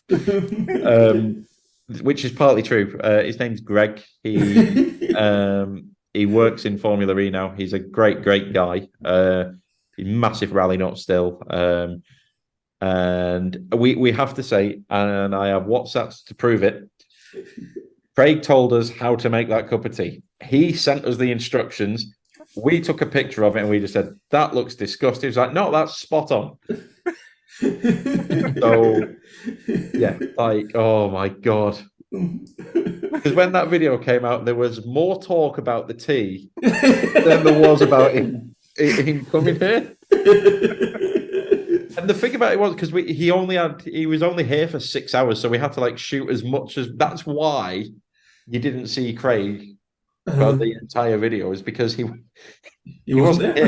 He could get a flight to work from Italy, so we were just like, right, let's do it as a surprise. And then we was like, oh, right, how does he like his tea? He's famous for his tea. And then, but yeah, God, yeah, like, and then because it was like, I think he said put the milk in first and then the water, and it was just like, oh, this looks disgusting. And then last year with McRae Kamafi though as well with the tea. Oh, it's one of my favorite memories of him. Yes. I miss McRae as well, like, because McRae's not in juniors this year, but I know Will had some fun with McRae. Yeah, he was funny. There's a lot of stories and a lot of stage end stories that he comes out with some good one-liners. But yeah, he actually still keeps in touch. Anytime like I've got something up on social media, he's always kind of, you know, sending me a text or whatever. So yeah, it's nice that you know, I actually got a lot of friends through JWRC and guys that aren't necessarily in the championship again this year. You know, you stay in touch with them. So it's a cool side of it. That was a great chat now we had with Eamon and Will and Seb, and fair play to the guys. Now they give us a lot of time, and it was really, you know, really good to get the insights of what goes on behind the scenes with the juniors. And obviously, there's lots we couldn't air. Yes, it was. Yeah, it was for a chat that was only supposed to take 20 minutes, half an hour. It took a few detours along the way, shall we say? But what a chat! And Seb, I've never met the guy, and you know, I would love to spend another hour in his company at some point. Yeah, definitely good crack. Kevin, speaking of people's company, you caught up with Niall McGonigal from Oma Motor Club. Yeah, Niall come on, give us the kind of the mid announcement last week about the Bushwhacker coming up now in September. I think it's a fantastic initiative. Going to be a 2-day, like starting off on Friday night, 2 late stages on Friday night, and then into the Saturday. I think it's great to see a motor club being prepared to take a risk and do something different. And I think it's, you know, it's a real. I think it's going to be something really exciting. Really looking forward to it. But again, let Niall do the talking rather than me. What can we say? The Bushwhacker is already the Donegal of gravel, but this is going to take it to the next level. Yeah, Kevin, thanks for having me here once again. You know, it's always this time of year when we're on here talking about the Bushwhacker. Look, I suppose it was kind of a shock to everybody. Nobody was really expecting it. We put up, I suppose, earlier in the month that there was going to be news regarding the Bushwhacker, but I don't think anybody really got that we were going to be having a 2-day event. It's been quite a long time. 2001 was the last time that there was actually a night stage in the Bushwhacker, so that's come back a long time. Yeah. And that was Krunching stages. But look, I suppose that I've been lobbying it for a wee while now, and I've got my way with them. So we're putting a lot of effort in it, and it's taken quite a bit of work to get it passed. And you know, I have to say thanks to Motorsport UK and the Northern Ireland Rallies Committee, because we kind of had everything sorted for a 1-day Bushwhacker, and then we went back and says, no, stop, hold on, we're going to have a 2-day Bushwhacker. So look, I said they were very accommodating with us, you know, and worked with us. So that was, I suppose, one hurdle that we thought we had to jump, but it was took down first. So that worked great in our favour. Actually, there is no there's no blueprint for this. This is you're having to kind of make it up almost as you go along. You're setting the blueprints almost. That's what maybe should be the way of putting it. I suppose we weren't due our road closing order this year, but because of the bikes being cancelled with an insurance issue or whatever that may have been, we might have been able to gain one of those. I'm not going to give away much, but we might have been able to gain one of those, and this all adds to it. You know, it's going to be something different. I suppose back in 2001 it was epic back then as well, but now I think everything has moved on so far, and spectators want to get out more so now, and the cars are so much faster, and the lights have advanced so much. It's just going to be that wee bit different. Yeah, anybody that has never experienced a rally car in a forest, it's something you need to do. But to experience a rally car in a forest at night, it's like a real assault on your senses, because you hear a car coming, it's bouncing off the trees, the lights. It's beyond anything like you've ever witnessed before if you've never seen it. Exactly. There was actually a man I'd be friendly with, and he's a veteran for spectating. He was at the Bushwhacker every year, and he was telling me he had a holiday booked. His wife actually booked a holiday for the weekend of the Bushwhacker, and he was going off his head. And he heard, and I had told him before the announcement out that there was a night stages, you know, on the rally, and he looked at me. He says, "What?" I said, "It's going to be night stages." Well, that's the holiday over. There's no chance of I missing a media coming through the Bushwhacker. He told the wife that the holiday was over, and that was the end of that. But it's going to be something different. Definitely is. Look, I'm not going to give away all the stages. I think 90% of the country knows we don't have much more option than what we do use, but we are making a few changes and running things, I suppose, ways that that they've never been used before, you know. So. This is the thing with like Oma, like, yes, you're limited to the forest is used, but there's always wee twists, there's always wee tweaks, and that's what keeps it fresh as well too. Well, look, the thing of, if we went and used everything the exact same way, anybody could write the book before the rally starts of who's going to be leading, who's going to be third, who's going to 1, 2 a day. So you have to make some wee change for a man can say, oh, I never done this before, and maybe have a spin, or just to add a wee bit of spice into the thing, because it's all about the competitor and all about the spectator, but we have to think the safety elements too. So if we add a chicane here or there, people complain about chicanes with it, but sometimes that adds to the whole rally, because if one man breaks 2 inches before the chicane earlier than the next man, well then he's a second gain, So it works in everybody's favour, Kevin. You can't make everybody happy, but I suppose, but whenever we had come up with a decision and we were kind of going for it, we had it cleared with all the committees of the Forest Championship and the Northern Ireland Rally Forest Challenge and that, somebody in the club mentioned the Micro Challenge, because it's the final round for the Micro Challenge. Yeah. And I knew that it was Stephen Woodford I needed to talk to, and I knew the answer before I even had to ring him, but I had to make the call. And I says, look, I can answer the question for you here, but I need to ask it. And I says, what about 9 days in the Bushwhacker? Is it on the weekend? Everybody might and the Micro Challenge will be there 100%. He says, and we'll do it on Saturday night again if you let us.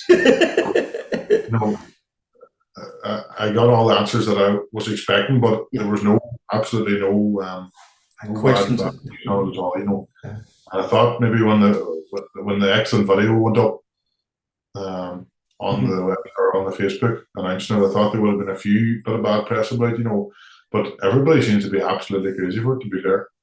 Because it's not like back in the day, lamp pods aren't as expensive now. You don't need a gas-filled lamp pod. You can go and get an LED light bar now. So everything, the costs all well cut back in that. So I think everybody kind of realizes it's not putting no extra costs on Yeah, and you mentioned the video you put up there. Like Plum Tyndall done the voiceover. He is the voice of motorsport for a generation, maybe 2 generations at this stage. And he still has that voice that just puts tingles up your spine when you hear it. Well, look, that's what I was about to say. I probably watched the video 10 or 15 times perfecting with Eamon, from Flying Fun before it. And it makes the hair stand on the back of your neck every time you watch it. And to be fair to Tom, I must give him a shout out, because it was not an issue. One phone call and it was all sorted. There was no issues at all. He was mad to get down on a Eamon Fun. Sure, nobody has to say anything with him. He just does his stellar job every time. But exactly. He was able to add the wee things in to match what Plum was saying. It just was unbelievable. It was up the Friday night of the Tour of the Sperms, and everybody he met on the Saturday was, did you see the video for the Bushwhacker? Yeah. Everybody was talking about it, so that was a good sign. For all it takes to do that, a wee bit of press for a rally, it needs it. Yeah, that's for sure. Gets everybody. And I'm thinking the rally is due to run towards the end of September. What better way of testing for the RAC rally that comes up in November? Your night stages, it's almost a no-brainer, isn't it? That was my next cue there. Because I suppose we have a good few men from this island going over to do it, and I would hope to see all them there. But look, if they could bring a few of the boys over, they're going to get I'm not going to give that all away, but they're going to get a good bit of mileage on the Friday night now, in the dark. And both stages are going to be in the dark, total dark, because first stage will not be to 9:30. Okay. And the second stage will be 10:30. So it's going to be a proper night rally. It's not going to be starting at 7 o'clock and one man get it in dusk and one man. It's going to be dark. So I think it'll be well worth a shout, for them boys for a bit of mileage. And the whole rally is going to be now 85 kilometres. And I stand to be corrected, but I don't think there's a forest rally going to be that mileage in Ireland this year. Either north, south, or even across the UK or anywhere that is excellent mileage forestry rally. Yeah. And we should also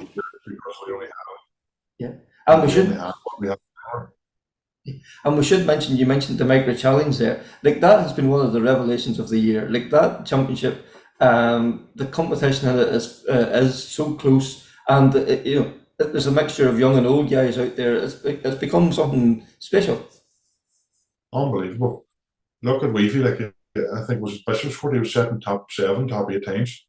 He won the 2-wheel drive. 1,500 mile. Sure, it's Mm-hmm. you know, when it brings it out, and I think there's another few lads, there's a wee lad White there, and they're all battling all the time, and they're all servicing together. Mm-hmm. You know, they have their own prize given for themselves. You know, And their own YouTube channel, their own footage. You know, they're raising the bar there. There's no doubt. But I think it's terrible that that group of people has to do that for themselves. You know, that there's no one mic challenges anymore for the young drivers. Yeah. And that's not even a young drivers group. You know, there's young and old, but yeah, it's terrible that has to happen amongst themselves rather than, you know, like years ago you had the Peugeot Challenge or the SD Cup or whatever it may be. Mm-hmm. Yeah. There should be something now coming up for younger men. That's for sure. Because, like, you know, like I'm old enough to remember, you know, like the Micras, the 106s, the 205s, and like out of those championships come, you know, Colin McRae, Richard Burns, you know, Martin Rowe, even closer to home, Rory Gallagher, you know, Gary Jennings, you know, Mark Fisher, the list goes on and on. Niall McShay is another one. Yeah, another micro man there, and Stevie Watford, another one. You know, just see Niall that even has a micro now for his son. He built it for his son. It's all done the work colours. I mean, they're all back to the roots, you know. But like, it really is like Rallying's really missing out on like the one mic challenge, because it is, at the end of the day, the cars are all the same or pretty similar. It's the guys behind the wheel that makes a difference, and like I think Rallying needs that foot in the door again. Exactly, there's no doubt about it. Even, you know, you were talking to, I was actually had a test to one of my customers who were testing before the experience, and Gary Jennings was with us, and that's what he was saying. We were tweaking the dampers on the car, you know. He says it was hard to beat them back in the Peugeot. He says you were give your dampers, give your springs, just go and drive it. You know, everybody was the same, and there was no tweak this, tweak that. You just get in and you made it work. There was no clicks. Well, Niall, thank you very much for taking the time. We'll catch up maybe in a couple of weeks before the Bushwhacker to get the kind of the lowdown on it and the where, when, and what kind of things. Definitely, I promise I'll let you know even more then. Excellent. Thanks, Gavin. So thanks to Niall there for that chat, and we'll hold him to coming on again near the time and tell us even more details. So that was season 2, episode 16. Once again, thank you very much for taking the time to listen or to watch. It's greatly appreciated. Can you please like, rate, subscribe, review, all those things make a huge difference. So until the next time, take care, speak soon, and bye.